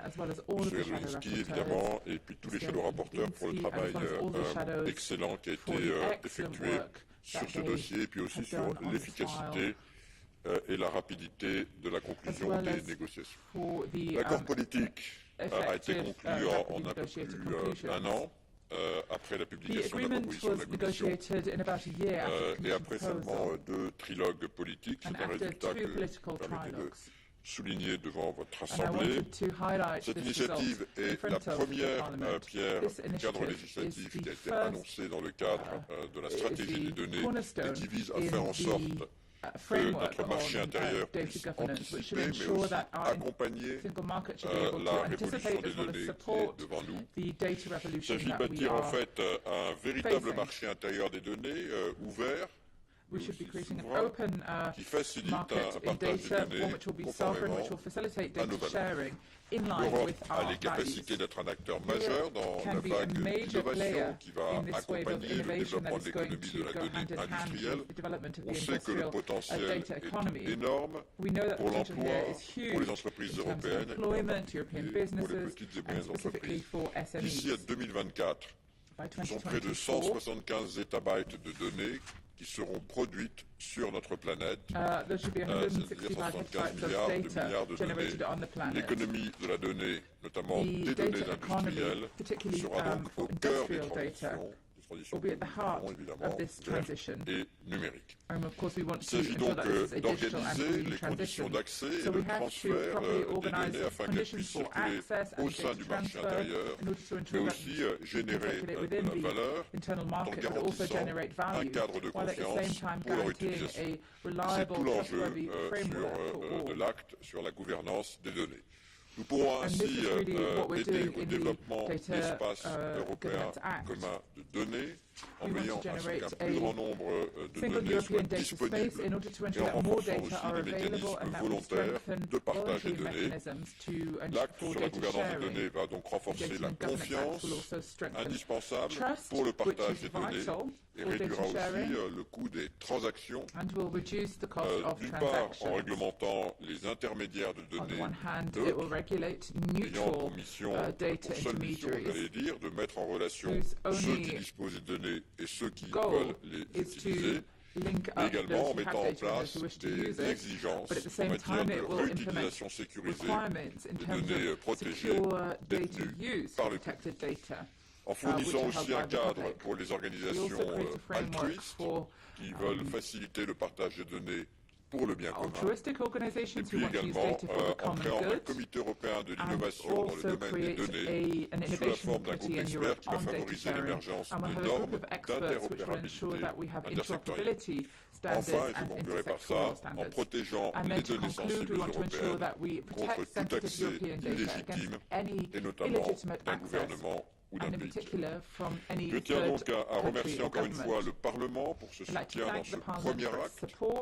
Je voudrais également souligner qu'en parallèle, nous avons également très bien avancé sur l'encadrement de l'utilisation des données par les plateformes dites gatekeepers, contrôleurs d'accès, au sein du DMA, qui a été récemment, comme vous le savez, conclu en trilogue. Ces deux textes constituent donc, je crois, une excellente base de coopération pour initier les discussions que nous allons avoir prochainement sur l'acte sur les données, le Data Act, que la Commission a présenté il y a quelques semaines.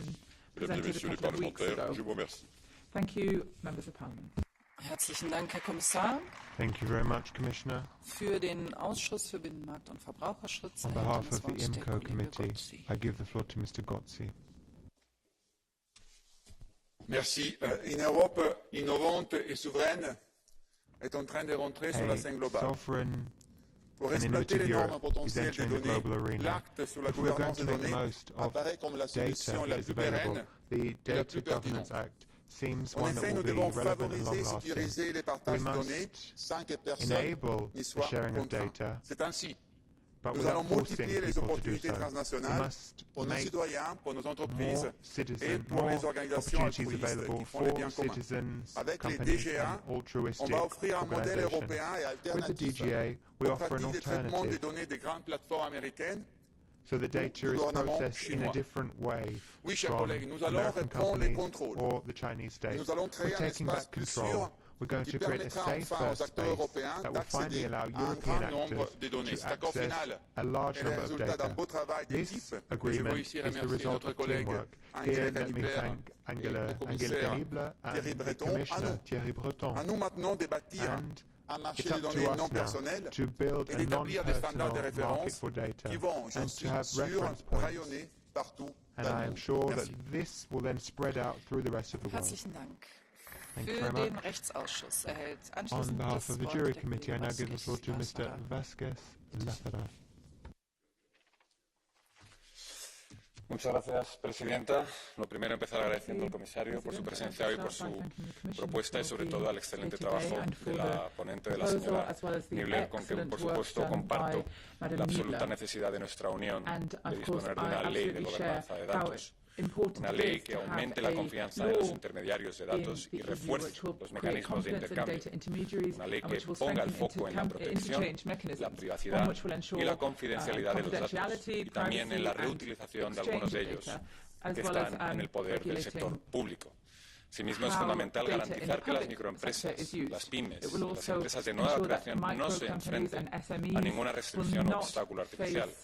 Los datos públicos deben estar a su disposición en todo momento y, a ser posible, de forma gratuita o con tarifas reducidas. Por ello, por supuesto, apoyamos el acuerdo provisional, puesto que además recoge, entre otras cosas, que los organismos del sector público puedan celebrar nuevos contratos que permitan la exclusividad del derecho de reutilización de los datos en su poder durante 12 meses, en lugar de los 3 años que inicialmente venía en la propuesta de la Comisión. O también el establecimiento de condiciones especiales aplicables a la transferencia de datos no personales en poder del sector público que se consideren altamente sensibles y cuando la transferencia pueda poner en peligro los objetivos de la Unión o pueda dar lugar al riesgo de reidentificación de esos mismos datos. Muchísimas gracias. Dankeschön. Wir kommen nun zur Runde der Fraktionssprecher und es beginnt für die EVP-Fraktion die Kollegin Carvalho. Is Miss Carvalho. 1 minute 30.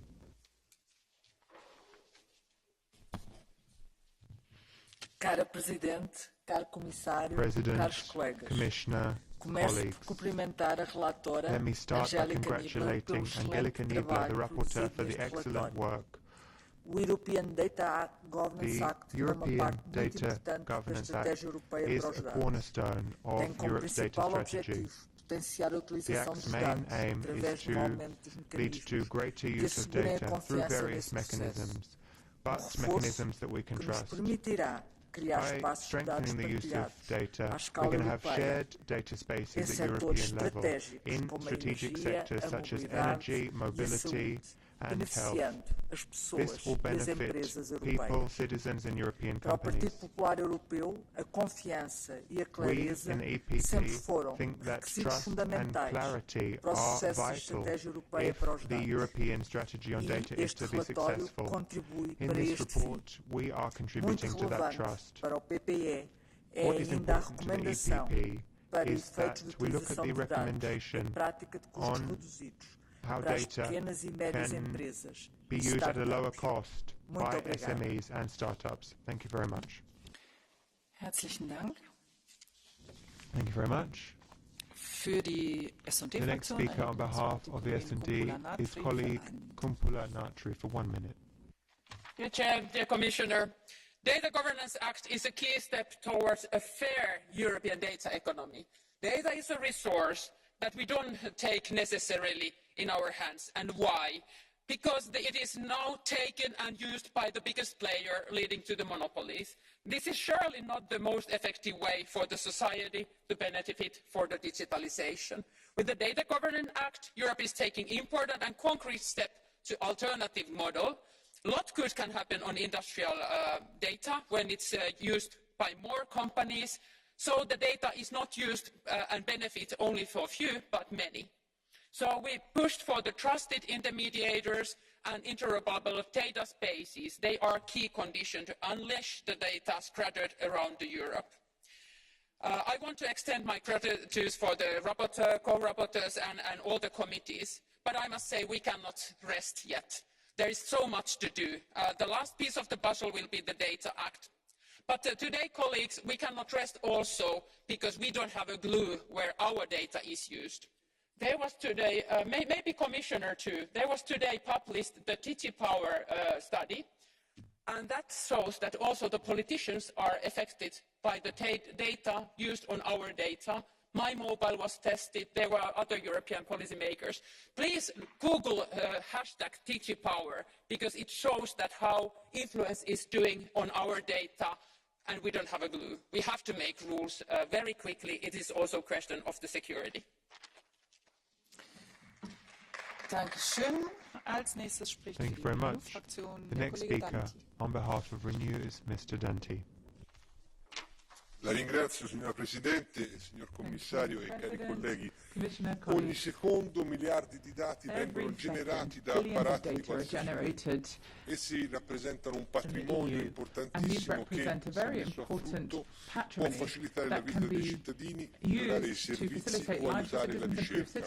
Un patrimonio che dobbiamo soprattutto preservare da utilizzi distorti o illegali. Quella della governance dei dati è quindi una delle grandi sfide che interroga la politica delle data. Abbiamo lavorato negli scorsi come Parlamento prima, e voglio ringraziare la collega Niebler per la ratifica di questo provvedimento, assieme al Consiglio poi, e grazie alla mediazione importante della Commissione e al commissario Breton, abbiamo lavorato, dicevo, per dotare l'Europa di uno strumento giuridico che ci consenta di regolare la condivisione dei dati, anticipando i nostri partner e guidando la partita in questo campo. Dati che stanno alla base dello sviluppo dell'intelligenza artificiale, dell'economia del domani. L'obiettivo è quello di creare una sorta di Schengen dei dati, come ne chiama qualcuno, a beneficio di individui e imprese, soprattutto piccole e medie imprese, che avranno maggiore controllo su condivisione e gestione. Parliamo di uno strumento che permetterà agli operatori di tutte le dimensioni, specialmente ai più piccoli, di accedere ad un mercato dei servizi di intermediazione basato sulla trasparenza e la neutralità. Uno strumento che ha l'obiettivo di regolare il riutilizzo dei dati del pubblico, che sono public sector data, which are all too often not used. Questo regolamento Finally, viene creato un comitato per with this l'innovazione che avrà regulation, we have diversi created an compiti. innovation committee which Primo has a tra number of tutti different quello di tasks. contribuire ad Above all, it will be to contribute to l'interoperabilità ensure dei that we dati nell'Unione improve Europea e interoperability of data stabilire within linee the guida EU per la and to creazione di establish spazi guidelines comuni europei di dati. in order to Insomma, create grazie a questo common data importante spaces strumento in ci Europe. prefiggiamo di avere Thanks to this sempre più tool, dati a we will disposizione, have more con data sempre più available tutele, and stando attenti a more bilanciare da una protection. parte regole e Hopefully we'll principi be e able dall'altra to non establish a ostacolare balance between rules and un'economia principles, che but at the è same tutta time not emergente hold e in back evoluzione. an emerging Grazie. and evolving economy. Dankeschön. Für die Thank you very Fraktion much. der Now, Grünen, on Freie behalf of Europäische the Allianz, spricht Greens nun der and the Kollege EFA, Ursula ein. I give the floor to Mr. Borselager for 1 minute 30. Danke, Frau Vorsitzende. Thank you, Madam Dear Chair. Commissioner, dear Angelika, I wanted to start by thanking you for the very constructive cooperation that we had on this file. It was very nice working with you and very fact-based. That was very exemplary. I think today's vote shows that we have quite far advanced, actually, in our digital policy. And you hear my voice is still a bit deep because I have a jet lag from coming back from the US and talking about data policy to different stakeholders over there. And I realized how close we are to the sweet spot of personal data protection and still enabling innovation at the same time. And this is built on the fact that we had a huge success, European success, with saying that there's a philosophical, right of having your own data, being your own in a sense, of having that right. Now we need to transfer that to the industrial data space. We need to also get to a situation where the usage rights for industrial data are equally clear. The Data Governance Act is really helpful because it basically makes it possible to have neutral platforms, data intermediaries, if you want data stock exchanges that you can trust and actually share and trade your data. And then when we get to the Data Act, I think we have the obligation to ensure that basically what we learned from the GDPR, we are now applying to the industrial data space in clarifying who is able to trade co-generated data sets. And the whole idea behind this is that we can really unlock the innovation potential that we have in our startups, that we have in our industries, with a lot of very innovative and new concepts and new business models that, as the Commissioner said, will create a lot of jobs. Thank you very much. Vielen Dank. Nächste Rednerin für die Thank you very much. ID-Fraktion ist die The next Kollegin speaker Lizzi. on behalf of ID is Ms. Lizzie. 2 minutes. Grazie Presidente, signor Thank Commissario, you, President, Commissioner, cara relatrice e colleghi. Rapporteur, colleagues. Il 10 dicembre 2021 è stato On the 10th raggiunto of un accordo December politico sul 2021, Data we reached a Governance political Act, agreement di cui sono on stata the relatrice Data Governance ombra. Act.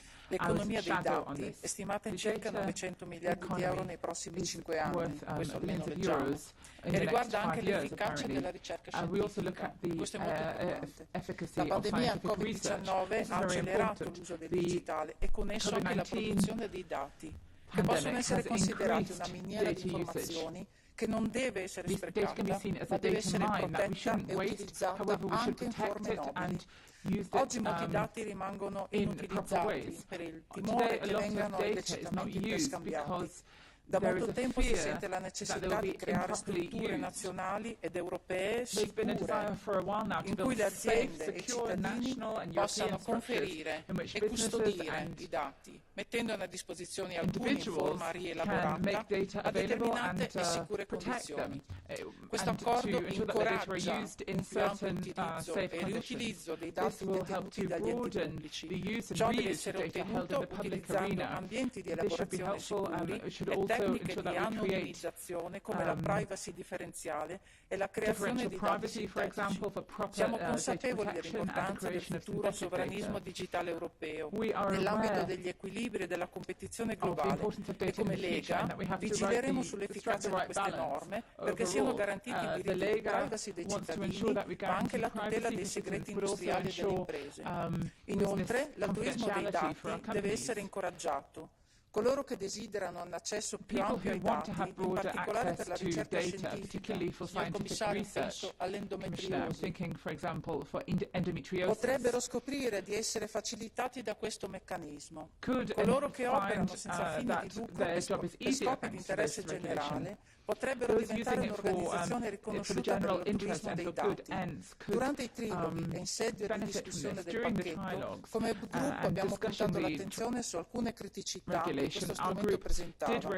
Abbiamo proposto la correzione del testo con emendamenti per l'inclusione di piccole e medie imprese che rappresentano il substrato economico, sociale e culturale europeo e italiano. È un'attenzione particolare all'agricoltura che, come possiamo aver capito anche nell'ultimo periodo dopo l'invasione dell'Ucraina, riveste una particolare importanza. Grazie. Dankeschön. Nächste Rednerin Thank you very much. ist für die The next speaker ECR-Fraktion die is Kollegin speaking on behalf of ECR. I give you the floor, Ms. Milbard. Paldies, priekšsēdētājs kundze, komisārkungs, kolēģi. Spēcīgs un harmonizēts tiesiskais ietvers datu pārvaldībai ir svarīgs solis, lai mazinātu pastāvošās bažas par datu drošību un pavērtu plašākas iespējas datu izmantošanai Eiropas Savienībā. Tādējādi mēs arī dotu papildus pienesumu valsts ekonomikām. Analoģija par datiem kā par 21. gadsimta naftu nešaubīgi saglabājas aktuāla. Eiropas Savienībai ir tāpēc jānodrošina, ka inovācija balstās uz caurskatām iegūtiem un labas kvalitātes datiem. Tas nozīmē arī to, ka Eiropas Savienība nedrīkst celt ap sevi cietums un netieši radot jaunas barjeras digitalizācijai un datu apritei ar pārējo pasauli. Tieši starptautiska sadarbība ir bijusi šī reģiona vēsturiskā veiksmes formula, un šādai pieejai ir jāturpinās un arī jāveicina digitālo ekonomiku. Tāpat Eiropas Savienībai un dalībvalstīm ir jāvirza vairāk finanšu un arī citu resursu jaunu tehnoloģiju attīstībai un pielietošanai. Eiropas Savienībā izteikti trūkst kā privātās, tā publiskās investīcijas mākslīgajā intelektā un citās augsto tehnoloģiju jomās. Ja vēlamies būt digitālā laikmeta priekšplānā, papildus tiesiskajiem aktiem ir vajadzīga arī apņēmīga rīcība, tajā skaitā attiecībā uz finansējumu nodrošināšanu. Paldies. Vielen Dank.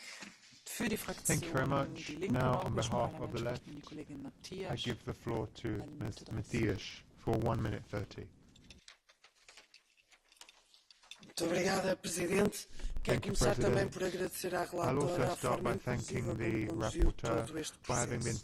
Esta legislação que votamos aqui hoje é importante e necessária. Garantida que esteja a proteção dos dados de acordo com a legislação europeia, a partilha de dados encerra um enorme potencial na área da investigação e inovação e pode gerar benefícios sociais e económicos importantes. Com este regulamento podemos aumentar a partilha de dados na União, especialmente em benefício da sociedade civil, das cooperativas e das pequenas e médias empresas. Mantemos, no entanto, algumas reservas relativamente ao texto final. A partilha de dados relativos a trabalhadores, que na versão do Parlamento tinha sido eliminada, desapareceu agora do acordo. O conceito de interesse geral no campo do altruísmo de dados ou a partilha de dados com países terceiros ficou ainda mais redefinido. A monitorização de todos os processos, que era garantida pelas agências e instituições públicas, é agora entregue a privados. Caminhamos cada vez mais para um modelo de governação que, no nosso entender, não protege os interesses fundamentais dos cidadãos da União Europeia. No entanto, esta é uma proposta importante, como disse. E por isso, porque o acordo final ficou aquém da posição do Parlamento, iremos abster-nos. Muito obrigado. However, we will finally abstain from this piece of legislation. Thank you very much. I now give the floor to colleague Shalabaros on behalf of the non-attached for 1 minute. First of all, thank you, Frau Niebler. The Data Governance Act claims to help exploit the potential of the data economy by facilitating the availability of large amounts of data for emerging technologies such as artificial intelligence. The proposal is the first concrete step towards promoting the technological sovereignty of the EU by creating the legal framework for the voluntary sharing of data. The launch of the domestic data economy and the development of the digital ecosystem, including the data economy ecosystem, are the matter of greatest importance. The Hungarian government seeks to encourage the disposition and activation of private data assets through the transfer of international good practices and the awareness of the interest of the stakeholders, which results in increased international competitiveness of the Hungarian and European data economic system. I would like to thank you for the great effort of the rapporteur for achieving a reasonable and balanced text which serves the interest of an efficient data asset management both in Europe and Hungary. Thank you so much. Dankeschön. Nächste Rednerin ist die Kollegin The next speaker is Ms. Michel for 1 minute. Thank you, Chair. Commissioner, Rapporteur, dear colleagues. It is very often said, and we often hear people saying that data is the new oil. But in a way, this comparison is not very accurate. We all generate data. Data can be shared, can be used, can be reused, and it can create value and different type of values. This is why I think that the DGA will help ensure that all areas of society benefit from this data. And of course, we need trust and fairness that underpin the exchange, but also the flow of data. I think this act will enable the reuse, most importantly, of public sector data that will help us tackle some of the biggest challenges before us, be it environmental, be it health, or in the energy sector.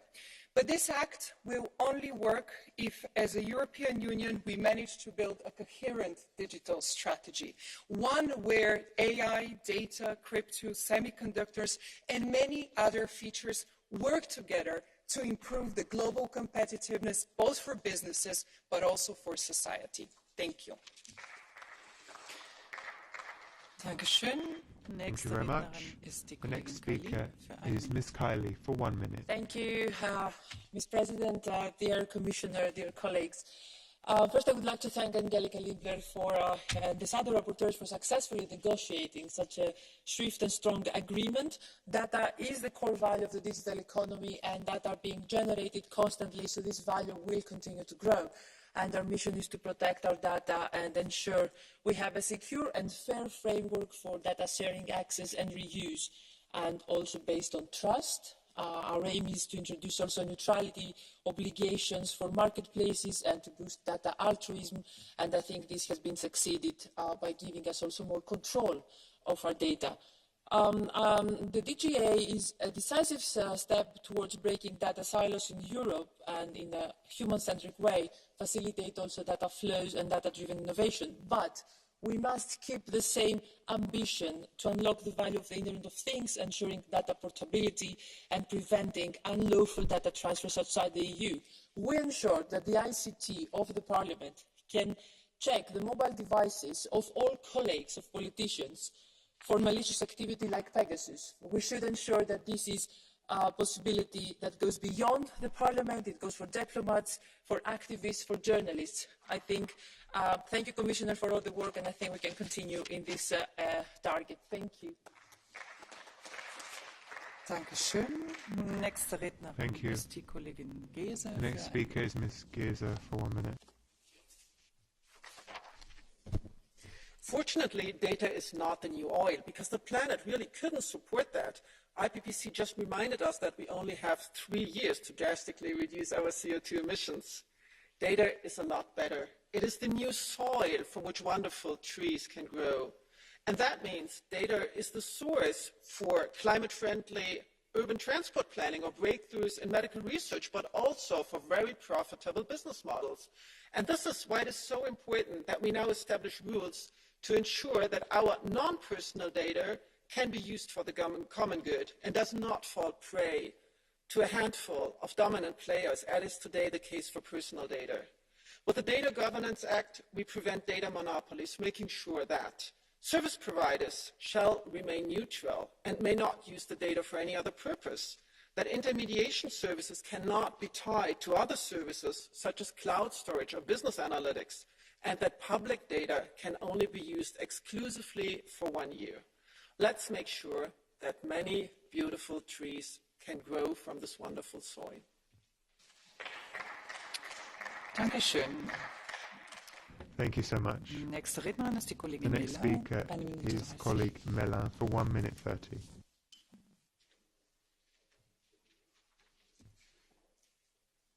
Merci Madame la Présidente, Monsieur le Commissaire, Madame la Rapporteure, mes chers collègues. Ce nouveau règlement sur la gouvernance des données européennes revêt une importance évidente car elle détermine le cadre juridique de la réutilisation des données personnelles et non personnelles, soit par des organisations à but non lucratif, d'altruisme de données fournies volontairement à des fins d'intérêt général comme la recherche médicale, soit par des entreprises commerciales, fournisseurs de services de partage de données, et uniquement si elles ne les utilisent pas à leurs propres fins.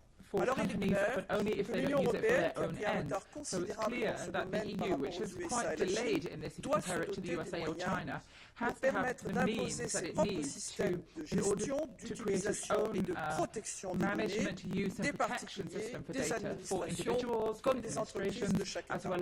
Dès lors, nous aurions tendance à soutenir ce premier pas vers une harmonisation des règles. Mais le dispositif est fragile, car si les données réutilisables sont censées être anonymisées, il n'en demeure pas moins que l'UE choisit encore une fois la voie de l'ouverture et de la concurrence, empêchant toute souveraineté nationale sur les données vitales à chaque État. Quant au volontariat, il n'existera que le temps de ce premier projet car se posera rapidement la question des relations avec toutes les structures publiques et privées qui ne participeront pas au partage des données, certaines ayant été échaudées par l'exemple du fiasco de Gaia-X, projet européen passionnant qui s'est ouvert à des entreprises ayant travaillé avec la CIA ou la NSA. Alors si nous soutenons évidemment la démarche générale, et malgré le règlement sur la protection des données, nous sommes désolés, nous nous abstiendrons sur ce dossier. Merci. Thank you very much. The next speaker is colleague Zlotowski for 1 minute.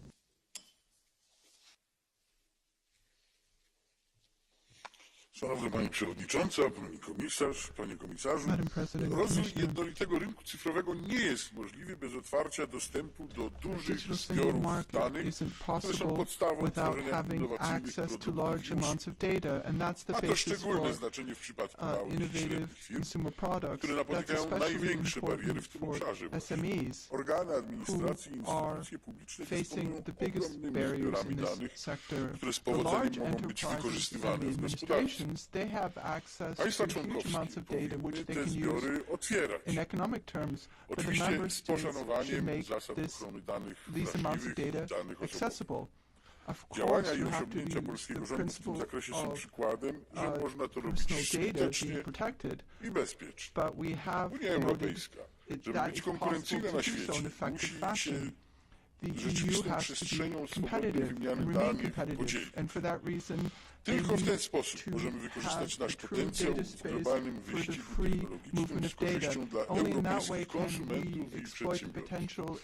A poza tym chciałbym podkreślić, że przyłączam się do wszystkich gratulacji i komplementów pod adresem pani poseł Niebler. To była rzeczywiście dobra robota. Dziękuję bardzo. Thank you very much. The next speaker is Mr. Kolakuzic for 1 minute. Poštovani kolege, poštovani građani, osobni podaci i obiteljski život, zdravstveno stanje pojedinca su njegova velika i osobna vrijednost. Mi umjesto potpune zabrane i potpune zaštite osobnih podataka, prvenstveno medicinskih podataka, mi sada te iste podatke činimo trgovačkom robom. We are now turning them into a Potpuno smo promijenili smjer kojim smo išli ranije. Prihvatili smo smjer Sjedinjenih Američkih Država gdje je apsolutno sve trgovačka roba. Ovaj put će nas odvesti u svijet koji će biti puno gori od svijeta Orwellove 1984. i Matrixa zajedno. Ovo trgovanje medicinskim podacima omogućit će proizvodnju izrazito specifičnih bioloških oružja koji svi građani svijeta će moći uzeti određeni proizvod, a samo određeni će umjeti. Hvala. Products and only some of them will die. Thank you. Thank you very much. The next speaker is Mr. Busoy for 1 minute 30. Thank you, dear colleagues, cher comisar, I will speak in Romanian. Aș vrea să-i mulțumesc, să-l felicit pe comisarul Thierry Breton pentru inițiativă și să o felicit, să-i mulțumesc doamnei Angelika Niebler și echipei de negociere a Parlamentului pentru rezultatul excelent și pentru închiderea cu succes a acestor negocieri. Am avut onoarea ca președinte ITRE să conduc o parte dintre aceste triloguri și acordul final pe care îl votăm astăzi este extrem de valoros și este un pas esențial în cadrul strategiei europene de date. Noile reguli privind partajarea datelor vor pune bazele unui schimb de date just pentru a promova o economie a datelor echitabile și eficientă în Europa, în care oamenii și companiile pot avea încredere, marcând primul pas către o Uniune Europeană a datelor. Avem nevoie de un cadru legislativ clar pentru a fructifica o parte din potențialul partajării mai multor date, protejând și respectând în același timp valorile fundamentale. O mare proporție de date nu erau folosite în Uniunea Europeană și acest nou cadru introduce și conceptul de servicii de intermediere, în care companiile vor trebui să respecte un set de obligații de neutralitate pentru ca utilizările abuzive sau încălcările obligațiilor de confidențialitate să nu fie posibile. Nu în ultimul rând, utilizarea și reutilizarea datelor vor putea avea o valoare semnificativă și în ceea ce privește crearea de tehnologii noi, noi modele de afaceri și inovație socială, care au potențialul de a oferi răspunsuri la problemele societale majore cu care ne confruntăm, cum ar fi schimbările climatice, sănătatea publică, pot impulsiona toate acestea traiectoria Uniunii Europene către suveranitate digitală. Thank you very much. The next speaker is colleague Jakovic.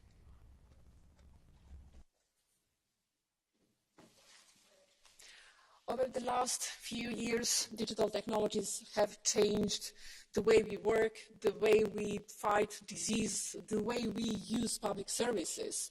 Data is at the core of this transformation. Data Governance Act is Europe's chance to deliver on the promise of the data-driven innovation and to create a single European data space in which data flows without barriers. How we can deliver on this promise? By ensuring that data sharing is rooted in European values and the highest level of data security and privacy. The ultimate political goal of this act must be to empower individuals and to respond to their repeated calls to have more control over the use and sharing of personal data. Europe needs to continue building a data governance framework that promotes innovation, celebrates diversity, and upholds social justice. Thank you. Vielen Dank. Als Thank nächster you very spricht der much. Kollege Bourgeois. Next speaker is our colleague Bourgeois. 1 minute. Dank u wel, voorzitter, commissaris, collega's. Very much, Madam Ik hoor President. onze ondernemers al 10 jaar klagen over het gebrek aan 10 years, data. I've been Onze hearing achterstand from tegenover de companies, Verenigde Staten en China need in zaken data. toegankelijke data This is inderdaad we're very far gigantisch. behind En dit the is United nefast. States and China Nefast voor ons concerning the ondernemerschap, voor accessibility of data. onderzoek, voor And that innovatie, is voor bad onze for competitiviteit, companies, voor onze it's bad for welvaart innovation, en research, voor our onze competitiveness, Europese waarden. for our En in die prosperity, zin and it's heeft bad de for Europese European Unie dus values. nood And for that aan een sense, data-economie. the En EU deze now verordening is needs een a genuine goede stap, een stap in de European goede data richting. economy. Mijn dank And en I think this felicitaties gaan regulation naar is de a good step in the rapporteur right direction. en alle die And er I'd like aan to meegewerkt thank hebben. the En de EU rapporteur moet and op dat congratulate inhoud her doorgaan, on all of those collega's, who've been met helping. respect The voor EU onze has to privacy, continue working on maar this. ook Of zonder course, they have enige to have zweem van respect for protectionisme. privacy, En in die but zin ben they ik have to blij also work met without het protectionism. nieuwe akkoord, het And principesakkoord for that reason, met de Verenigde I'm happy Staten om te komen to see tot these transatlantische new agreements of principle with the gegevensoverdracht. US We moeten on komen having tot een transatlantic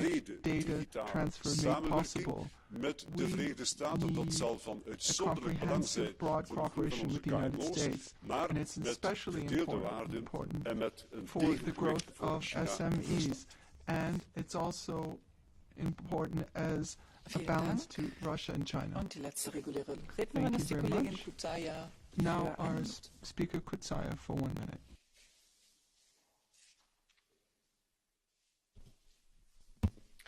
Grazie President, Sur Commissario, Thank you, Chair. colleghi. Id-data hija waħda mill-aktar komoditajiet ta' valur ta' żminijietna, b'applikazzjonijiet wiesa mill-ambjent sas-saħħa mit-trasport għat-turiżmu. Minkejja dan l-Ewropa ma kellix qafas ċar li jippermetti l-użu ta' tant kruċjali fis-soċjetà diġitali. L-armonizzazzjoni tal-imaniġġjar tad-data fl-Unjoni Ewropea li taffaċilita l-operabilità fost is-setturi kollha hija kruċjali.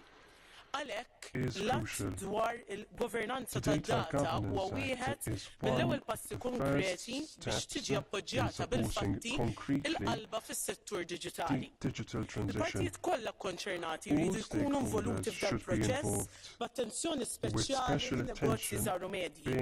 Ninsab fiduċjuża ferm li din-liġi se tagħmel il-ħajja aktar faċli għan-negozji żgħar u ġodda li jixtiequ jisfruttaw bisħieħ il-potenzjal tagħhom fil-qasam tad-data anke f'kundizzjonijiet aktar favorevoli. Issa, rridu nkomplu naħdmu biex id-diċenni diġitali isir aktar inklusiv. Ukoll biex noħolqu ambjent ta' serħan il-moħħ fejn id-data tintuża biex jiġu indirizzati l-aktar sfidi imminenti tad-dinja bħalissa. Danke schön. Wir kommen jetzt Thank you zum very Catch the Eye. much. Now we reach Catch the Eye. There are two Catch the Eyes. Das Wort erhalten, und zwar They can zunächst both die have the Kollegin floor. Klun und First our danach die colleague Kollegin Klun, Pereira. followed by our colleague Pereira. Yes, First Klun. thank you, Chair. And this act will unlock the potential of data. It's so important to do so, but we must also protect individual rights. And that's the balance that this act will facilitate. We need to establish structures within which you can share data, but both personal and non-personal. And data has a real value, and not just a monetary value, but a value in that it can solve problems and the challenges in medicine, in healthcare, in industry, in tackling climate change, in delivering better and more effective public services. And trust is so important. Trust from our citizens that their identity will be protected and that the data will be used in an effort to further enhance society's needs. And that trust will come from the legal certainty that this Act brings, from the Data Innovation Board and the safe transfer of data across borders. Make data sharing easier and remove the silos and make it available to individual sectors. And as a member of the recent BECA committee that recently produced its report on the healthcare area and in tackling cancer, the need to have access to data and to share data in a de-anonymised fashion came up time and time again, and that's reflected in the report.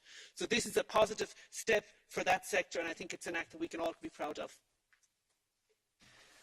Thank you very much. Now our colleague Obrigada, Pereira. Presidente. A proposta apresentada suscita várias dúvidas e preocupações que não nos permitem acompanhá-la. Enumero apenas algumas que não estão devidamente salvaguardadas. A tendente digitalização do direito administrativo e o subsequente desenvolvimento da interoperacionalidade dos sistemas, permitindo a interconexão de bases de dados de livre acesso ou com diversos níveis de acesso, pode constituir um risco associado à concentração de dados, que em geral deve ser evitada, podem comprometer o direito à proteção dos dados pessoais. A partilha de dados entre empresas mediante remuneração, numa lógica mercantilista dos dados pessoais, é contrária ao princípio de olhar para os dados pessoais como um prolongamento da personalidade humana, subtraída a quaisquer formas de comercialização que visa legitimar práticas hoje ilícitas e nulas juridicamente. A necessária garantia do consentimento em qualquer comunicação de dados pessoais deve ser devidamente acautelada e a introdução de uma pretensa figura do intermediário de partilha de dados pessoais suscita razoáveis dúvidas quanto à sua independência e responsabilidade civil. É a preservação do interesse do indivíduo e não das grandes multinacionais que deve nortear estas iniciativas. Obrigada.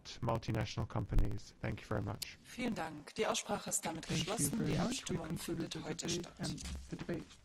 Vote will be held Die today. Aussprache ist noch nicht geschlossen. Oh, sorry. Entschuldigung. The debate is not closed. Entschuldigung, natürlich erhält der I'm Kommissar sorry. Breton Of das course, Wort. the commissioner Als alte has the floor. Parlamentarierin habe ich nur die I'm Abgeordneten sorry. beachtet. I only think about members of parliament. Madame la Présidente, Mesdames et Messieurs les députés, d'abord je voudrais vous remercier chaleureusement pour ce débat sur l'acte de gouvernance des données. Son adoption est une réalisation majeure Je remercie vraiment le Parlement pour la coopération et pour avoir assuré une avancée rapide sur ce dossier. Merci, cher Angelica, pour un travail absolument remarquable qui a été mené évidemment dans un temps qui est un temps, je tiens à souligner, qui a été réduit et que c'est très important par rapport aux besoins et aux ambitions que nous avons sur ce dossier. C'est important pour les entreprises, c'est important pour les particuliers.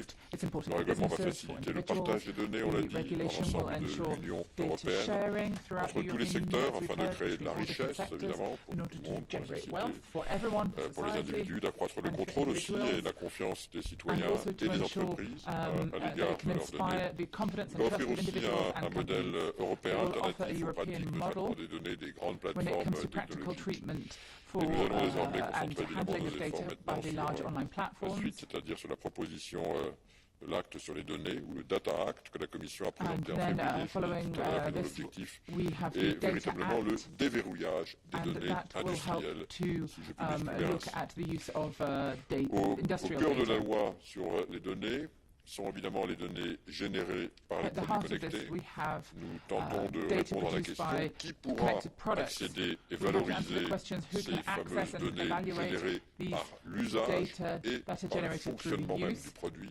Le fournisseur de produit ou l'utilisateur, le client final. La loi sur les données offre la possibilité aux utilisateurs, les consommateurs et les entreprises de choisir celles auxquelles ils veulent accéder eux-mêmes et celles qu'ils acceptent de partager.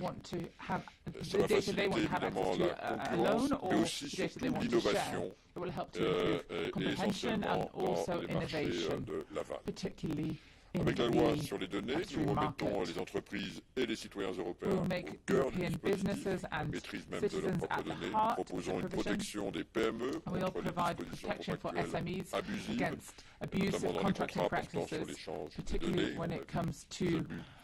Bien trop souvent réalisé par les grandes plateformes. Nous créons aussi un cadre pour l'accès aux données d'entreprise à des fins d'intérêt public dans les situations exceptionnelles, par exemple en cas d'urgence. Nous veillons aussi à ce que nos données industrielles européennes ne soient pas soumises à un accès illégitime par le gouvernement d'un pays tiers. C'est un système sur lequel le législateur s'est accordé du reste dans le cadre du Data Governance Act. C'est un élément clé de notre souveraineté.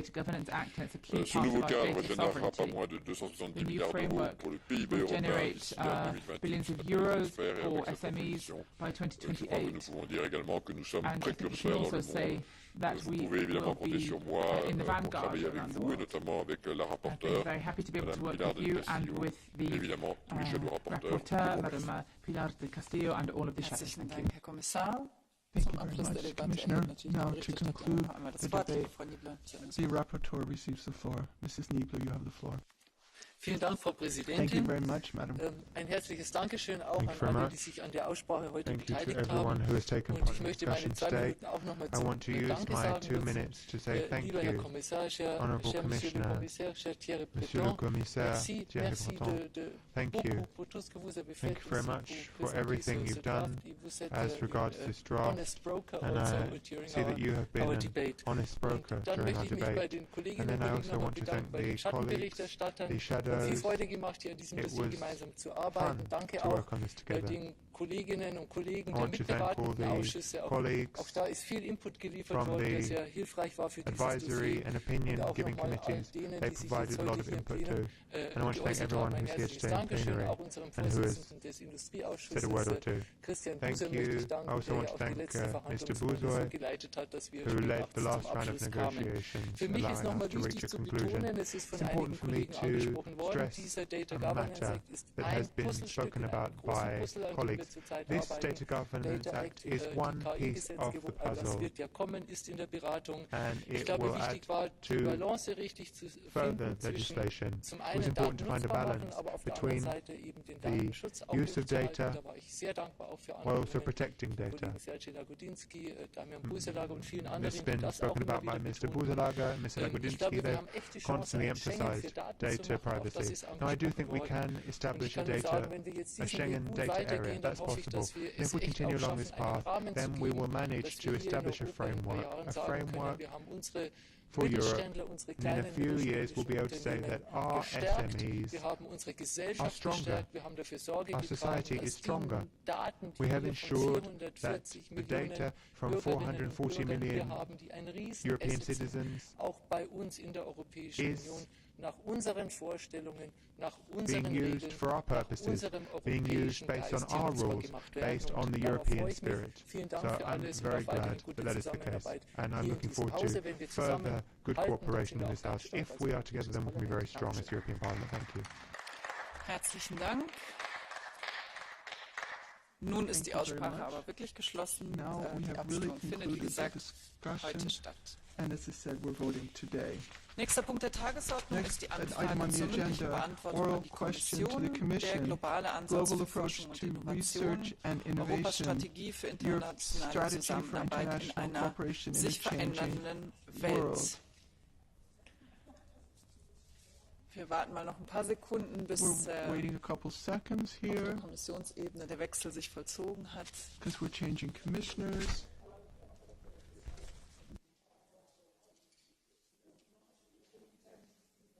Und dann darf ich das Wort erteilen als Verfasser, Herrn Kollegen Dankeschön. Thank you so much, dear President, dear Commissioner Maria Gabriel, dear colleagues. The European Parliament welcomes the Commission communication on a global approach to research and innovation, Europe's strategy for international cooperation in a changing world. We recognize that this strategy enables the Union to take a leading role in supporting international research while facilitating global responses to global challenges. We also recognize here today that science and innovation are part of the same system and that global cooperation needs to account for all aspects of the knowledge value chain. Furthermore, we should work to align our global approach to research with the Union's industrial strategy and European Green Deal. Research and innovation are drivers for prosperity, for the economic and sustainable growth.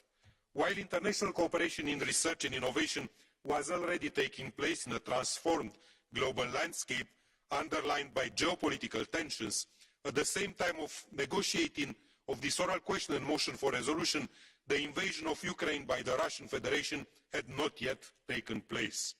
I am well aware that we are presenting this oral question and later on voting on a motion for resolution during a very challenging point in time. Recent events in Ukraine have amplified these geopolitical tensions further. We strongly condemn the Russian aggression and stress that a stronger research and innovation cooperation with Ukraine should be established while stopping relations with the Russian Federation and its entities. It is all the more important to ensure that association agreements to Horizon Europe are signed with non-new countries and territories. Those should be with those entities that are committed to a rules-based open market economy backed by properly functioning democratic institutions and guaranteeing respect for human rights while upholding appropriate standards of intellectual property rights. The preservation of academic freedom and the autonomy of institutions in Europe and third countries has become more important than ever in the past, and of course it is extremely important for the good cooperation in research and innovation. The proposed strategy aims to promote rules based on multilateralism, reciprocal openness and shared fundamental values with third countries in order to deliver innovative solutions to green, digital, health and innovation challenges. As previously mentioned, it is essential that these partnerships are based on a level playing field and a respect for academic freedom while conforming to human rights and international law. In view of the above, we invite the European Commission kindly to answer to the following questions. Does the Commission recognize that academic freedom and institutional autonomy are under pressure both within the EU and globally? Does the Commission agree that academic freedom and institutional autonomy must be fully respected for the EU to credibly advocate for these principles worldwide? Will the Commission issue a proposal for the legal protection of academic freedom in the European Union? How will the Commission address academic freedom in new association agreements and promote respect for academic freedom in countries already associated to Horizon Europe?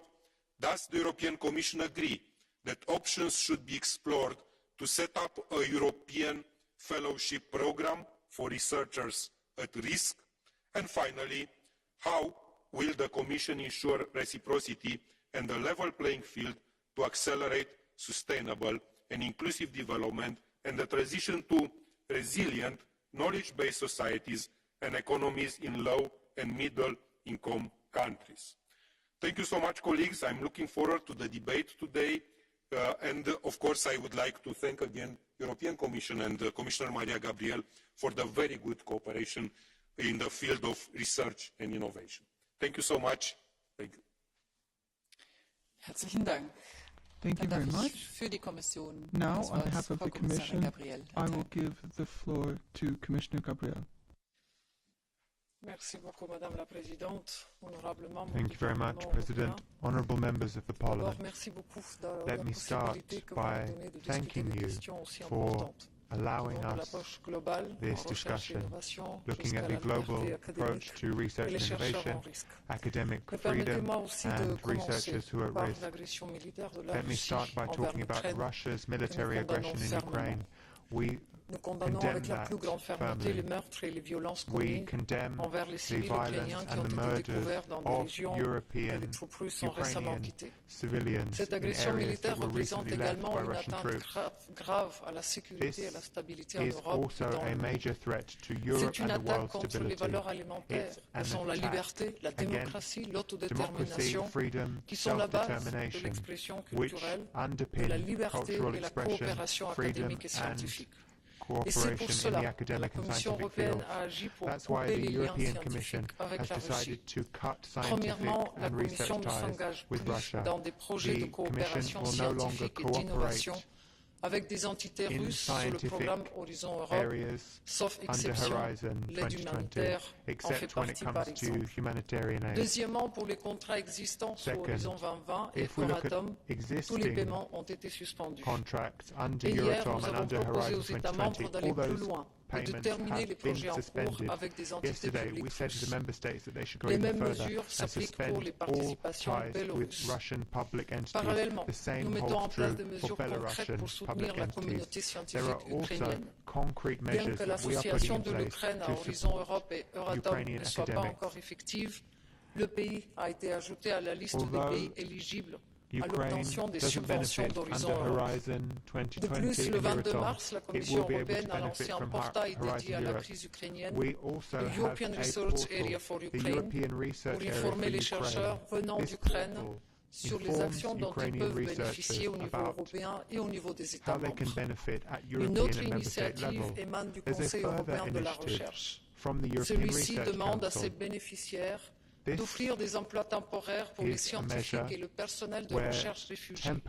360 postes vacants ont déjà été identifiés et nous encourageons tous les bénéficiaires d'Horizon Europe de faire de même. Ce ne sont que quelques exemples. Et je tiens également à souligner que nous travaillons à élaborer d'autres mesures de soutien dans un plus long terme.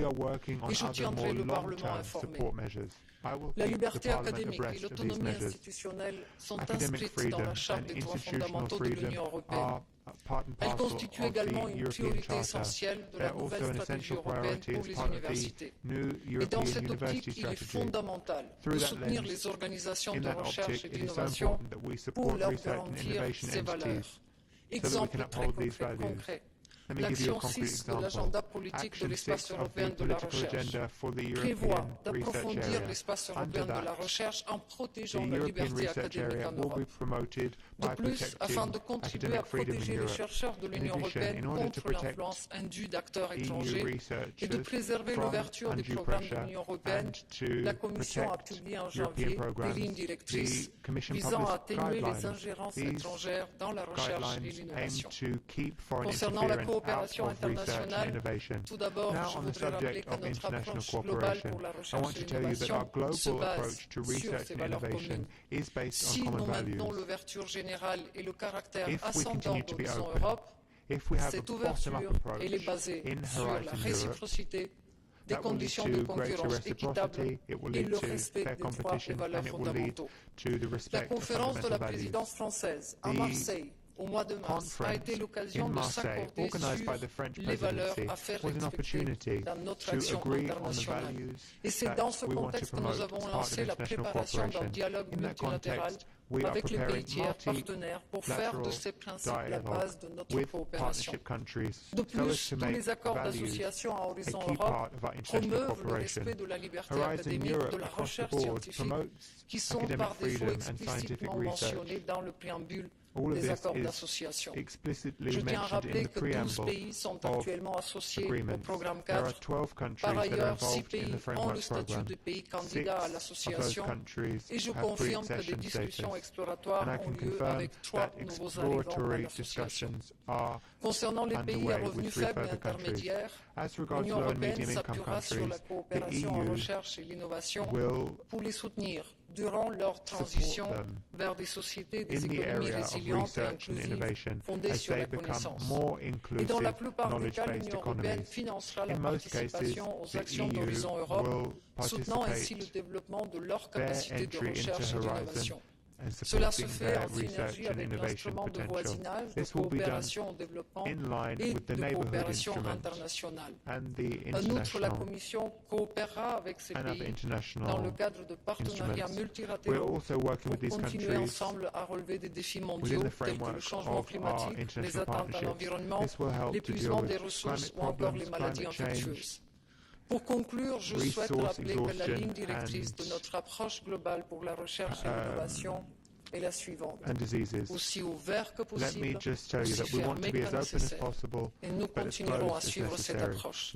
Merci à vous et je me tiens prête maintenant à réagir à vos commentaires et questions. Merci beaucoup. Vielen Dank. Wir kommen zu den Sprecherinnen und Sprechern für die Fraktionen. Now we're going to have the speakers from the groups, starting with the EPP. Mr. Ehler. Madam President, the Commissioner, colleagues, I think we all welcome the dedication of the Commissioner for Global Research Collaboration, in particular a realistic approach to it. And we should all understand if we have two strengths in Europe, it's the economy and its innovation, our innovation capacity. And that is an issue we have to work on and we have to use for our global ambitions. But I would like to address two issues in this context. First of all, the academic freedom. In the communications, you say that to promote academic freedom is our game issue globally. However, how can we promote our academic freedom globally if the EU is not capable of protecting it at home? Europe does not have the legal means to protect the academic freedom effectively. The European Court had to rely on WTO regulations to declare Hungary's law against the Central European University illegal. That's not enough if we take academic freedom serious. We need to do more. However, our services seem to be under the impression that European legal protection is impossible. However, I think that if we want to keep our plausibility in our international agenda, we have to have more competences on that issue. And the reason that we wouldn't have competences on the education is just an excuse clause. However, academic freedom is also a research policy issue, and there we can act. So my question is, would you, if the Parliament would bring forward a proposal to protect the academic freedom in Europe, support it by tabling or taking up a legislative proposal during your term in office? The second issue is, just shortly, is the question of control. I mean, the science collaboration, particularly Horizon Association, is deeply political, and we have seen this in relation to the UK and Swiss participation of Horizon. And my question is, what and how do you and the Council react on our ambitions and pleas that the Parliament is more integrated in these negotiations? Our request had been met with silence and rejection so far, and the resolution tabled in this debate we again invite the Commission and the Council to table to find the right way forward. My second question is, though, would you accept our invitation? Thank you. Dankeschön. Für die S&D-Fraktion spricht nun die Kollegin On behalf Kutaya. of the S&D, I give the floor to Ms. Kutaya for 1 minute. Thank you, President, Commissioner, colleagues. The discussion on the European global approach to research and innovation comes during a historical period where the enhancement of cooperation in the scientific field can contribute to making the power of reason and knowledge prevail over weapons. A strong Europe that is a point of reference on research and innovation does not, however, happen overnight. It requires a long-term vision that aims not only to achieve strategic autonomy, which is very much urgent, but is also based on the assumption that global societal challenges such as climate change and health emergencies have no borders. Building bridges with the scientific communities of our partners and an extensive multilateral cooperation grounded in reciprocity are key to make our European R&I system as open as possible, as closed as necessary, and to support our values from academic freedom to gender equality. This is the reason why I urge the European Commission to develop an ambitious science diplomacy agenda that promotes European soft power of research and innovation. Thank you. Dankeschön. Für die Thank you very Renew-Fraktion much. erhält nun das Wort die Now, on Kollegin behalf of Renew, Dlabajova. I give the floor to Ms. Dlabajova for 2 minutes. Thank you, Madam Chair. Vážená paní komisařko, chtěla bych nejprve poděkovat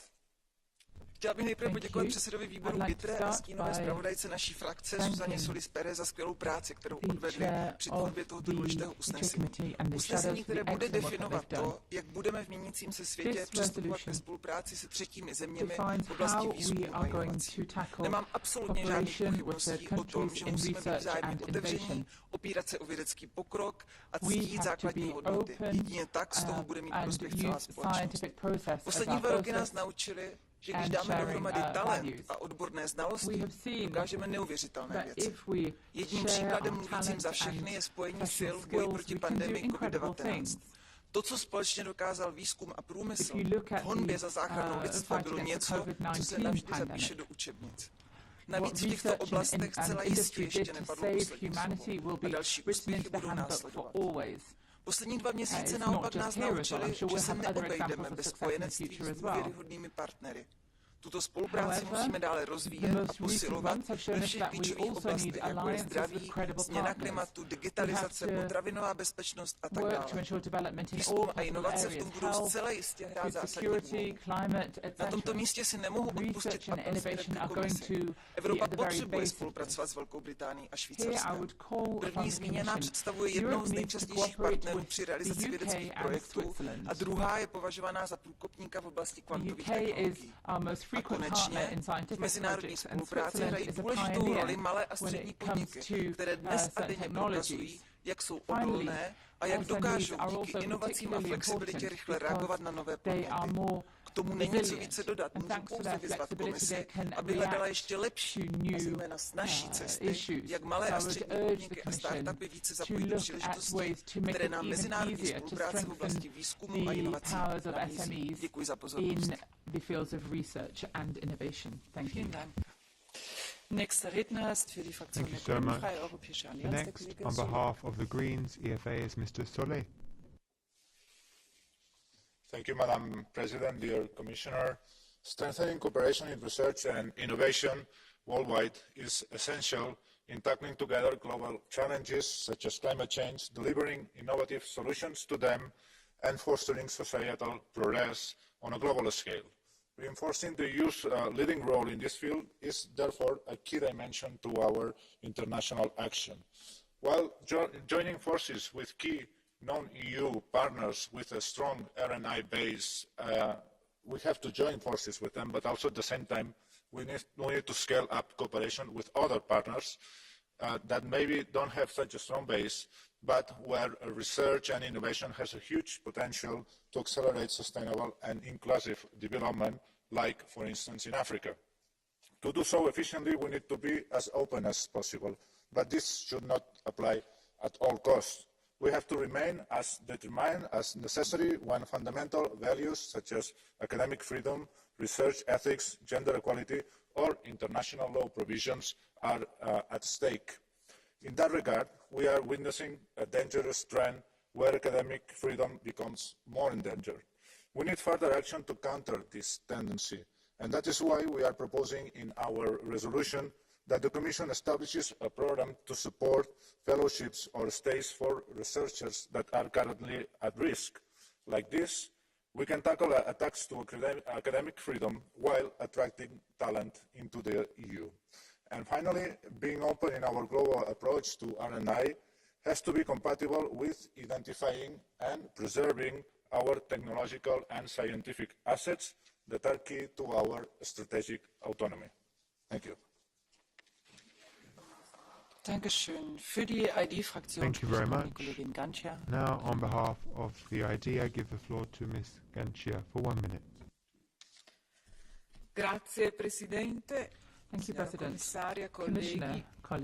Oggi in varie parti del mondo la libertà di ricerca è sempre più minacciata.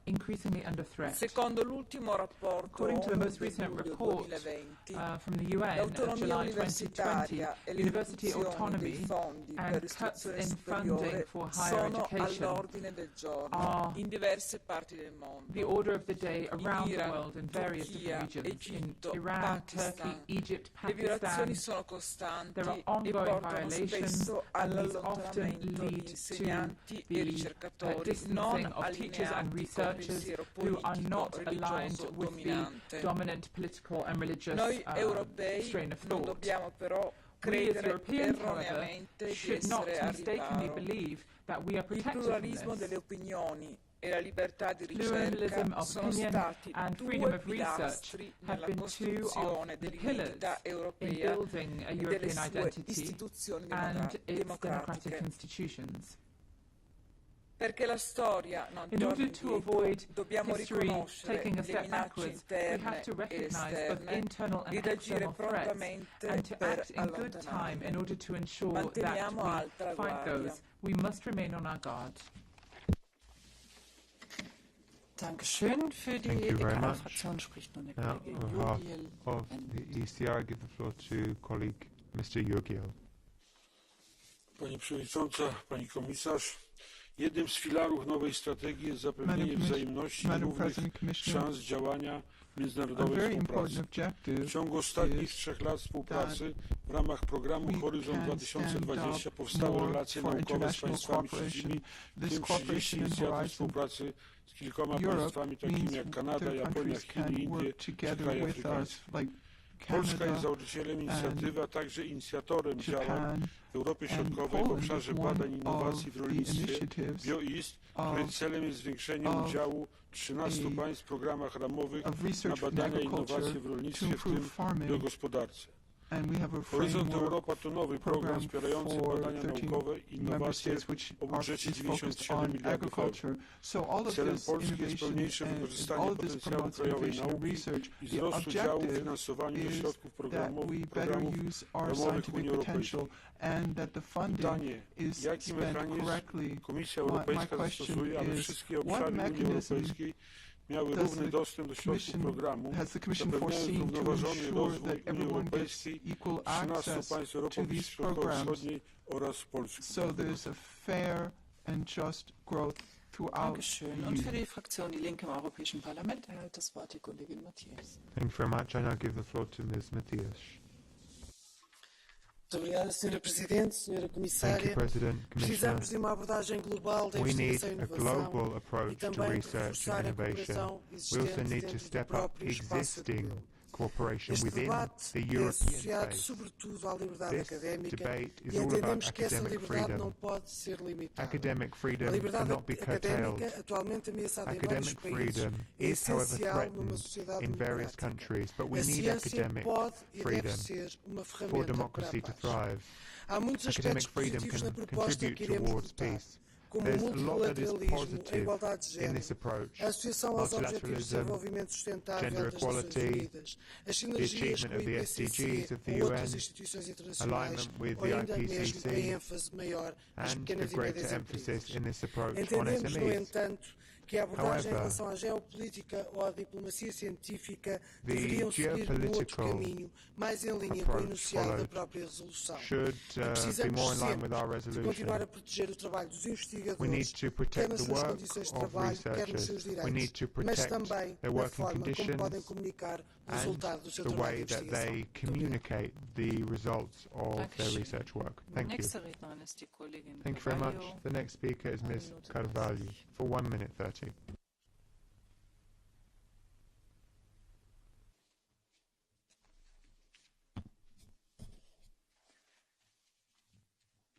Obrigada, Presidente, cara Comissária, Thank you, caros President, colegas. Honourable Commissioner, dear colleagues. Cooperation is so important in scientific research and innovation. Cooperation between scientists, institutions, between the public and private sectors, and between countries and regions. There are countless examples of scientific cooperation at the global level. Let me tell you about one, which was a special one. And last year, it led to the first vaccine against malaria. The EU was involved in the development of that vaccine, thanks to our science programs. Scientific research and innovation can't be unilateral. It's so important that we work with our partners and that they have shared goals and values. It's so important also that academic freedom exists in all countries, in all regions that we work with. Only if that is the case are we truly defending the scientific community, not just our scientific community, but the whole world's scientific community. As I'm here, I will make an appeal. If we look at Horizon Europe, Horizon Europe should include Ukrainian academics who want to work hand in hand with us. Thank you. Thank you very much. The next speaker is Ms. Toya for 1 minute.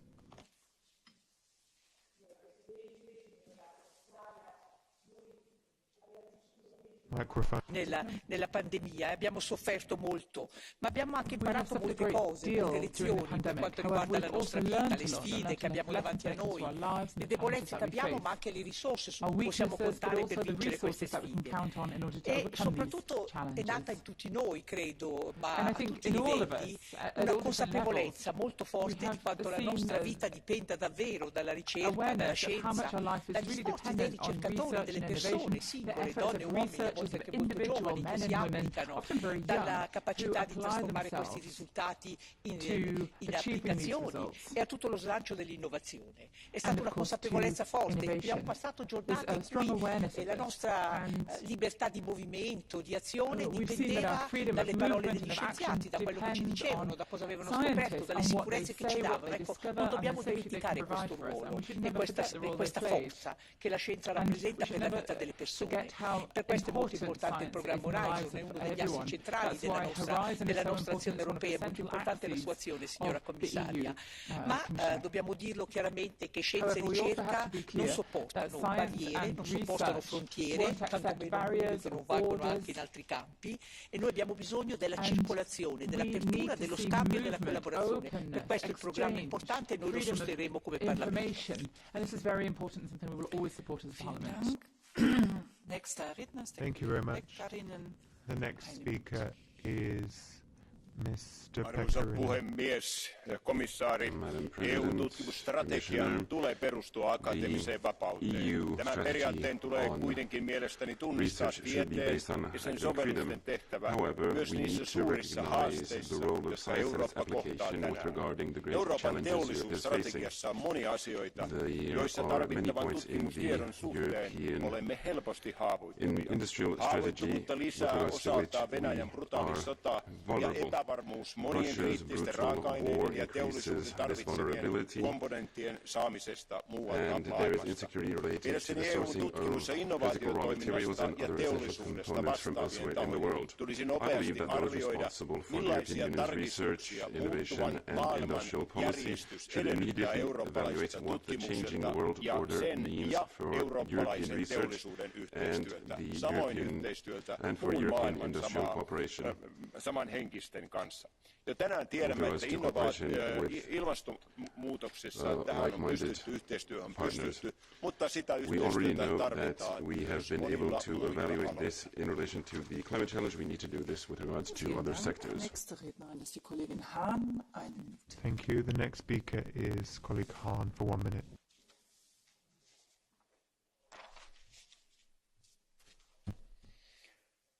Der Angriffskrieg von Putin auf die Ukraine macht die grüne Transformation der europäischen Industrie dringender als je zuvor. Und das hat natürlich auch Folgen für Forschung und Innovation, für das Arbeitsprogramm Horizon Europe und die internationale Zusammenarbeit. Die Abkehr von fossiler und nuklearer Energie, eine grüne Industriestrategie, ist es natürlich auch ein dringender geopolitischer Auftrag. Und wir müssen uns auf neue industrielle Produktionstechnologien konzentrieren, auf Kreislaufwirtschaft, auf Recyclingtechnologie, auch um auf den Bedarf an kritischen Rohstoffen zu reagieren. Wir wollen jetzt in Europa mit dem EU-Chip Act die Herstellung von Halbleitern unterstützen und das will jetzt auch die USA mit dem US-Chips Act. Wir brauchen gerade deshalb Foren der Kooperation bei Forschung und Innovation wie den Handels- und Technologierat TTC unter ausdrücklichem direkten Einbezug des Europaparlaments, Gabriel, gerade auch zur Forderung einer wettbewerbsfähigen Halbleiterindustrie. Nur in bestmöglicher Kooperation erreichen wir strategische Autonomie der EU mit nachhaltiger und wettbewerbsfähiger Industriepolitik. Vielen Dank. And green industrial policy. Thank you very much. Nächste Rednerin ist dann die Kollegin Pereira. Next speaker is Ms. Pereira for 1 minute. Obrigada, Presidente. Thank you, Se queremos President. falar em investigação e If em we want to inovação, talk temos about de falar research and necessariamente dos innovation, seus agentes, then we os need to talk investigadores e as about suas the condições de people trabalho. behind it, Muitos the deles vivem a academics and incerteza their da working renovação da conditions. bolsa de investigação, Many of them do don't know contrato a whether their termo, do scholarships resultado do will concurso be e do renewed financiamento de um when projeto. their contract O que will eles end, precisam é de whether their estabilidade projects num will be futuro. funded. What Para they publicarem need os resultados da sua is investigação, as stability. editoras especializadas, que vivem à custa Specific do trabalho desses journals investigadores, chegam a depend pedir on the pagamento para a work publicação of de academics. artigos. Ou The academics seja, have to os pay these investigadores, journals frequentemente for sob their work to pressão be da avaliação published. da sua posição, produzem So ciência que publicam em academics artigos are under científicos pressure, que so são they produce cedidos scientific gratuitamente ou articles sob pagamento aos editores, que por which they sua then vez have to recorrem give to gratuitamente a editors for revisores free. científicos e depois vendem esses artigos a outros And then investigadores e instituições. These articles Precisamos are de then sold políticas on de to a acesso further aberto party. e a We garantia de need que open as access instituições e os policies. investigadores We não need terão to qualquer ensure tipo that de custo researchers para publicar e don't aceder have a to artigos pay for their científicos, own assegurando que scientific não serão as articles to be editoras a lucrar published. com o trabalho It científico shouldn't be dos the investigadores. publishers who Uma are última making a nota, a profit on the partilha do back of conhecimento academics. científico e a One sua final aplicação thing. deveriam estar ao Scientific serviço da knowledge humanidade e do bem-estar, should be there da paz for e da saúde everyone dos povos, to em vez de serem promote peace. It should be dificultadas there ou for até the people. proibidas. It Obrigada. shouldn't be there to make life worse for Dankeschön. people. Thank you. Nächste Rednerin ist die Kollegin Maidel. Thank you very much. The next speaker is Ms. Maidel for 1 minute. Madam Commissioner, dear colleagues, today more than ever the world needs multilateralism, and so does innovation and research. Many of our challenges know no borders, be it pandemic, war, or climate change. And in the same way of thought, no man or a lab is an island. This is why working together is more important than ever in order to achieve great things and a greater speed. This is why protectionism and nationalism must not shut the door for collaboration. It is reciprocity and mutually beneficial outcome that have to underpin our international cooperation. And it is programs like Horizon Europe that are an excellent example of world-leading programs. It is our doorway, in a way, to like-minded partners around the world, and I would like to join colleagues like Martina Dlabajova and others who called for such cooperations. I think that now, together with the European Commission, we must ensure that the CHIPS Act, that the AI Act are further opportunities to pursue European excellence in this area. Thank you for your leadership, Madam Commissioner. Thank you. Dankeschön. Als nächstes spricht die Kollegin Galvez Munoz. The next speaker is Ms. Galvez Munoz for 1 minute. Por el enfoque global para la investigación y la innovación, para reivindicar la importancia de la libertad académica para avanzar en el conocimiento, porque la universidad debe ser un espacio de debate y de análisis crítico, y necesitamos respetar esa libertad académica para garantizar esa función. Y lo primero que tenemos que hacer en Europa es realmente respetarlo, porque de esa manera también podremos defenderlo en todo el mundo. Porque uno de los elementos de liderazgo de la Unión Europea que la tenemos precisamente en la investigación y en el talento pueden verse realmente muy fortalecidos por la cooperación internacional en investigación y en desarrollo. Cooperación que obviamente debe estar sustentada en los principios y valores fundamentales y también en la igualdad de género. En la resolución que debatimos hoy reclamamos que se intensifique la colaboración con terceros países para encontrar soluciones en las transiciones verde y digital, para que esas transiciones sean exitosas y sean justas. Necesitamos la cooperación internacional. Thank you. The next speaker is Ms. Solis Pera for 1 minute. Gracias, presidenta, comisaria, queridos compañeros. Si hablamos de innovación, Europa necesita más que nunca abrirse al mundo, intercambiar conocimiento y cooperar con aquellas naciones que pueden ensanchar nuestro horizonte científico, humanístico y tecnológico. El texto que hoy debatimos establece la estrategia de cooperación con otras naciones, socios y aliados con los que debemos avanzar en todo tipo de conocimiento, pero prestando especial interés a los grandes retos, la transición ecológica, la digitalización y la salud. También dejamos claro la necesidad de estrechar lazos con la academia y los científicos de Ucrania. Los fondos de Horizonte Europa deben servir para crear proyectos comunes con nuestro país vecino en los próximos años. Otra de las grandes prioridades es la protección de la libertad académica. Europa debe construir su futuro en torno al pensamiento crítico. Y por ello no podemos tolerar que la libertad en las instituciones de enseñanza peligre o se pongan en entredicho. Por último, resaltar tres claves del texto que me parecen fundamentales: la promoción explícita de la igualdad de género en los equipos de +D, la cooperación con nuestros socios mediterráneos en materia de hidrógeno y la colaboración de I+D en semiconductores, un eje esencial de nuestra soberanía digital.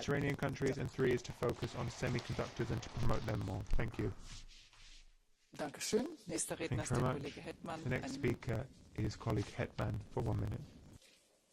Pani Przewodnicząca, dziękuję bardzo Pani Przewodnicząca, Szanowna Pani Komisarz, koleżanki i koledzy. Po pierwsze chciałbym bardzo serdecznie podziękować Pani Komisarz za wszystkie inicjatywy, które są podejmowane, aby wspierać naukowców z Ukrainy, zarówno tych, którzy uciekli do Europy, a także tych, którzy pozostali na miejscu. To bardzo ważne i potrzebne działania. Brawo, naprawdę Pani Komisarz, świetna robota. Unia chce odgrywać wiodącą rolę w zakresie badań międzynarodowych i stymulować naukową doskonałość właśnie poprzez umożliwianie współpracy najwybitniejszych naukowców. Taka współpraca powinna się opierać na wzajemności i równych warunkach. Kluczową rolę odgrywają także wartości, takie jak wolność, rzetelność i autonomia w nauce. Fakt, że wszystkie państwa członkowskie bez wyjątku podpisały deklarację z Bonn o wolności badań naukowych, stanowi jego jasną manifestację. Niestety widzimy dzisiaj, że niekiedy wartości te są podważane. Musimy ich bezwzględnie bronić. Pewne kroki zostały już podjęte.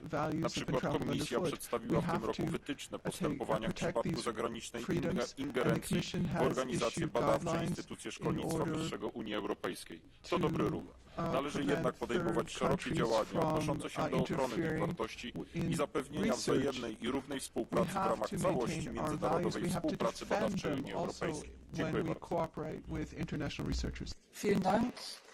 Excuse me, colleagues, we are still in an ongoing debate, so if you might please have your conversations outside, your telephone calls, because it is a respect for the people who are still speaking and debating. Hello? Hello, everyone. Could you please, we are still in a debate. Yeah, could you please have your conversations outside because we are still in a debate. Thank you. I give the floor to Mr. Zorrinho. Senhora Presidente, Senhora Comissária, o mundo mudou mais depressa no sentido que muito poucos previam antes da pandemia e da guerra. Essa mudança tornou ainda mais oportuna e pertinente a pergunta oral que deu origem a este debate. Sem investigação e inovação não há autonomia estratégica. Sem autonomia estratégica fica prejudicada a capacidade dos povos em determinarem o seu futuro. Contudo, a autonomia estratégica é um ponto de partida e não um ponto de chegada. Protecionismo e fechamento não nos levam a bom caminho.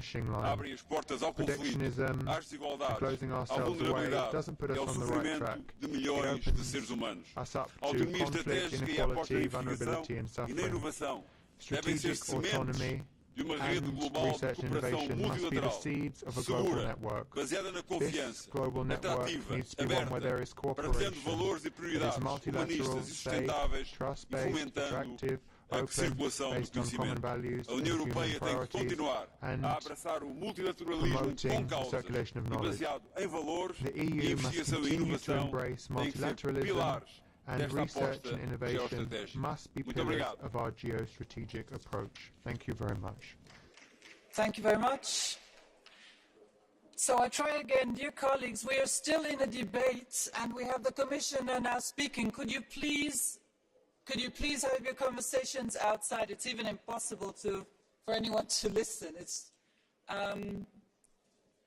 So we have the Commissioner now who will take the floor, and I plead again for a bit of respect and to have your conversations outside. Thank you.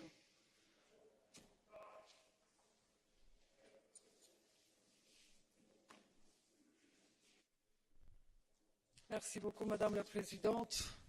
Honorables membres du Parlement européen, tout d'abord, merci beaucoup de cet échange, merci de vos commentaires. Je voudrais haut et fort l'affirmer, la liberté académique, nous y tenons.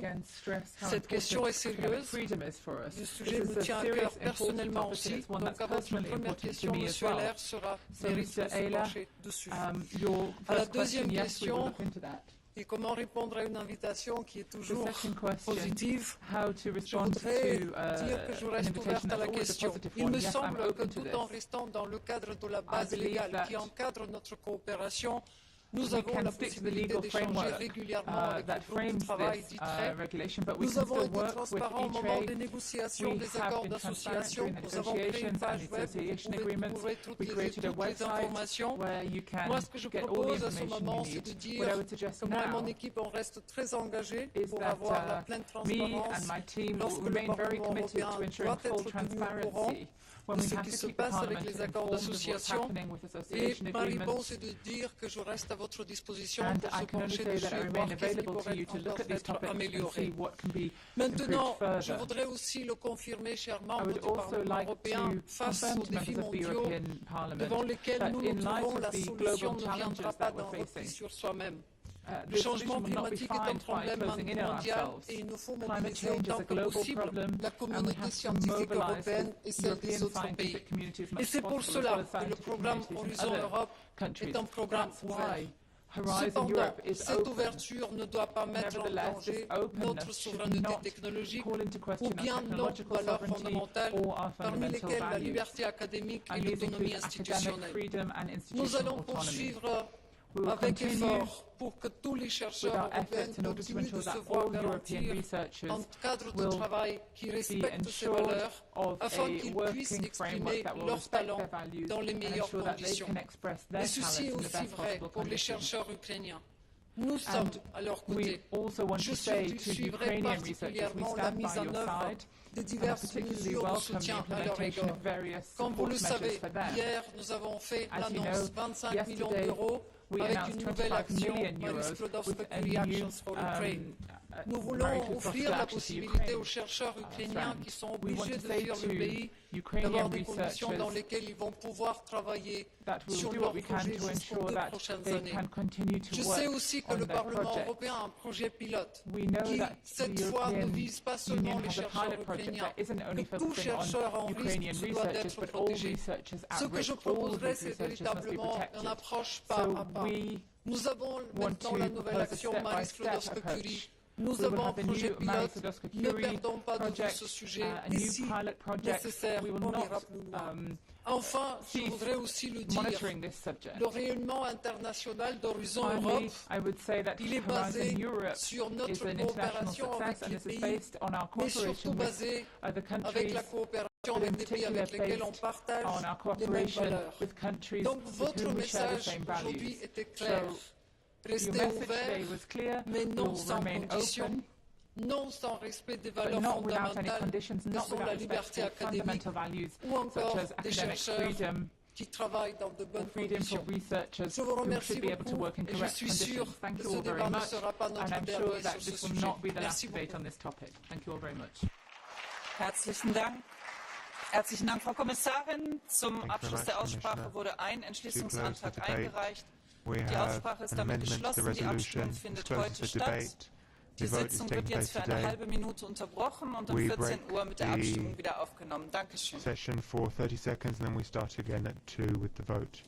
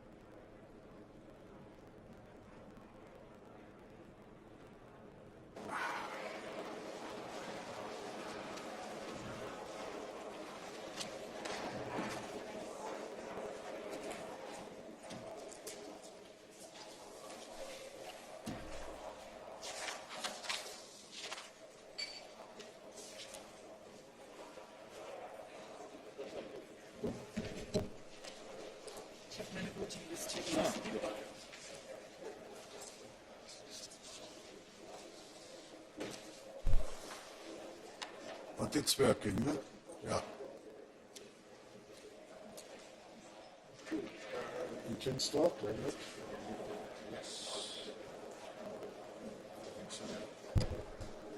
Meine sehr geehrten Damen und Herren, liebe Kolleginnen und Kollegen, please take your seat. We will start with the votes. Wir kommen nun zur Abstimmung. Right, so this brings us to the vote. Dear colleagues, Madame Montserrat,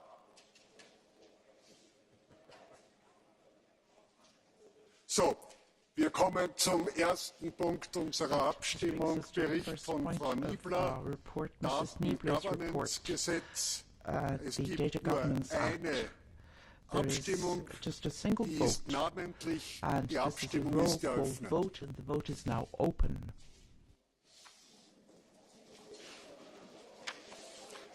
Die Abstimmung ist geschlossen. The vote is closed.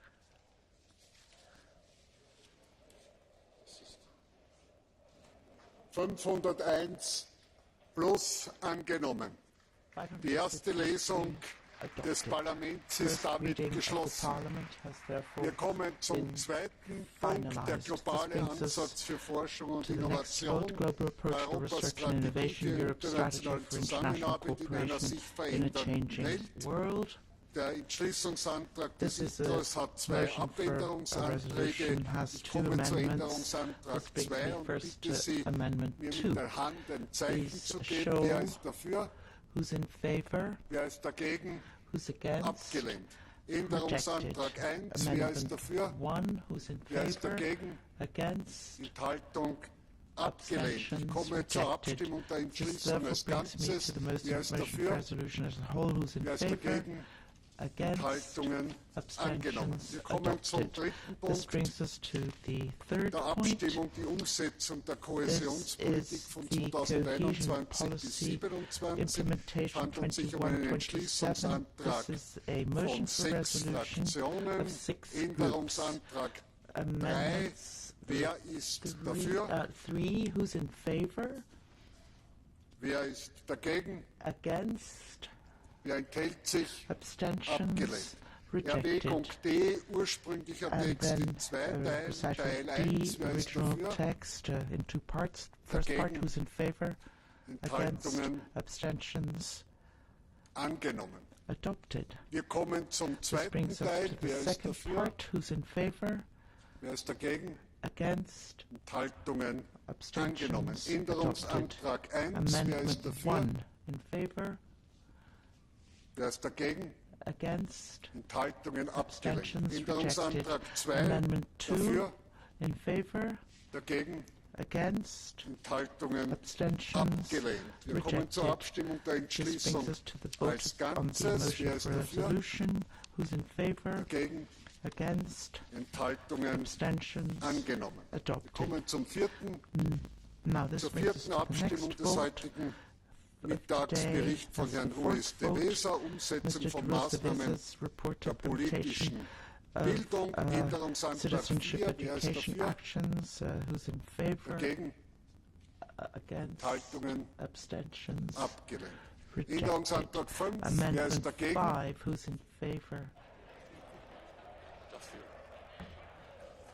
Wer ist dafür? Wer ist dagegen? Enthaltungen abgelehnt. Änderungsantrag 6. Wer ist dafür? Dagegen? Enthaltungen abgelehnt. Änderungsantrag 2. Dafür? Dagegen? Enthaltungen abgelehnt. Wir kommen nun zu 5 namentlichen Abstimmungen. Absatz 16, ursprünglicher Text. Die Abstimmung ist eröffnet. Die Abstimmung ist geschlossen. Angenommen.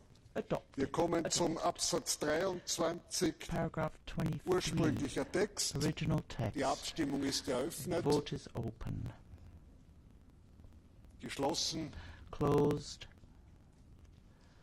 Angenommen. Wir kommen zum Absatz 25, ursprünglicher Text. Die Abstimmung ist eröffnet. Geschlossen.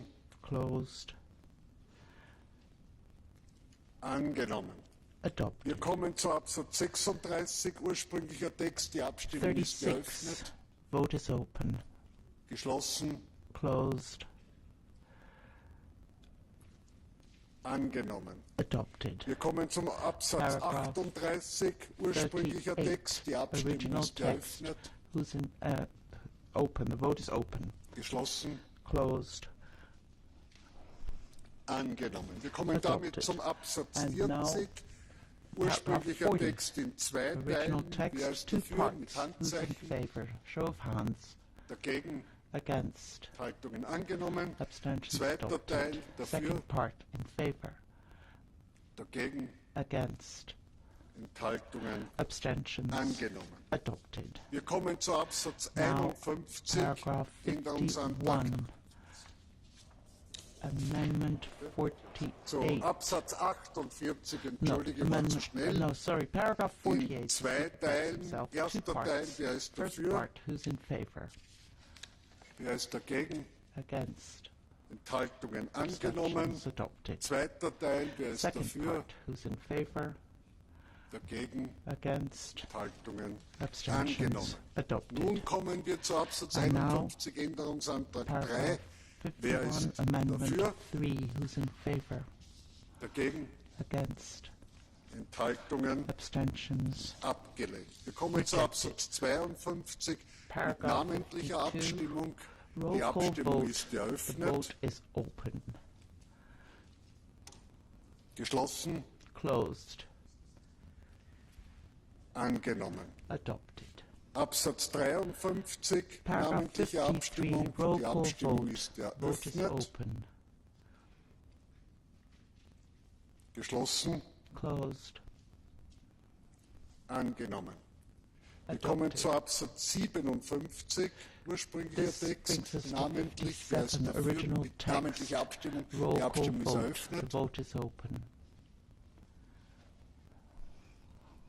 Geschlossen. Closed. Angenommen. Adopted. Wir kommen zu Absatz 59 in 3 Teilen. 59, Erster Teil, die namentliche Abstimmung ist eröffnet. Vote. Open. Geschlossen. Closed. Angenommen. Zweiter Teil, die Abstimmung ist eröffnet. Vote is open. Geschlossen. Closed. Angenommen. Adopted. Dritter Teil, die Abstimmung ist eröffnet. Vote is open. Geschlossen. Closed. Angenommen. Adopted. Wir kommen damit zu Absatz 60, ursprünglicher Text, namentliche Abstimmung, diese ist eröffnet. This is open. Geschlossen. Closed. Angenommen. Adopted. Wir kommen zum Erwägung E, ursprünglicher Text, namentliche Abstimmung eröffnet. Roll call vote. Geschlossen. Closed. Angenommen. Adopted. Wir kommen damit zur Erwägung F in 2 Teilen. Wer ist für den ersten Teil? Who is in favor of the first part? Dagegen? Against. Enthaltungen? Abstentions. Angenommen. Zweiter Teil dafür? Second part in favor. Dagegen? Against. Enthaltungen? Abstentions. Angenommen. Adopted. Erwägung G, Änderungsantrag 1. Wer ist dafür? Who's in favor? Dagegen? Against. Enthaltungen? Abstentions. Abgelehnt. Wir kommen zur Abstimmung der Entschließung als Ganzes. Namentlich. Die Abstimmung ist eröffnet. The vote is open. Geschlossen. Closed. Angenommen. Herzliche Gratulation. Congratulations. Wir kommen zur letzten Abstimmung. Takes us to the final vote. In diesem Moment zum Einwand gemäß Artikel 112 Absätze 2 und 3 der Geschäftsordnung genetisch veränderte Sojabohnen, ein Entschließungsantrag des Umwelt-, Gesundheits- und Lebensmittelausschusses. Es gibt nur eine Abstimmung, diese ist namentlich, die Abstimmung ist eröffnet. Roll call vote on the resolution as a whole. Voting is open. Die Abstimmung ist geschlossen. Voting is closed. Angenommen. Herzlichen Dank und guten Appetit. Thank you very much indeed, and bon appétit, everybody. Ich unterbreche die Sitzung bis 15 Uhr. Sie wird mit der Aussprache über ein aktuelles Thema, die Zusammenarbeit und Gemeinsamkeiten des Putin-Regimes und Rechtsextremer sowie separatistischer Bewegungen in Europa and wieder extreme aufgenommen. right and separatist movements in Europe.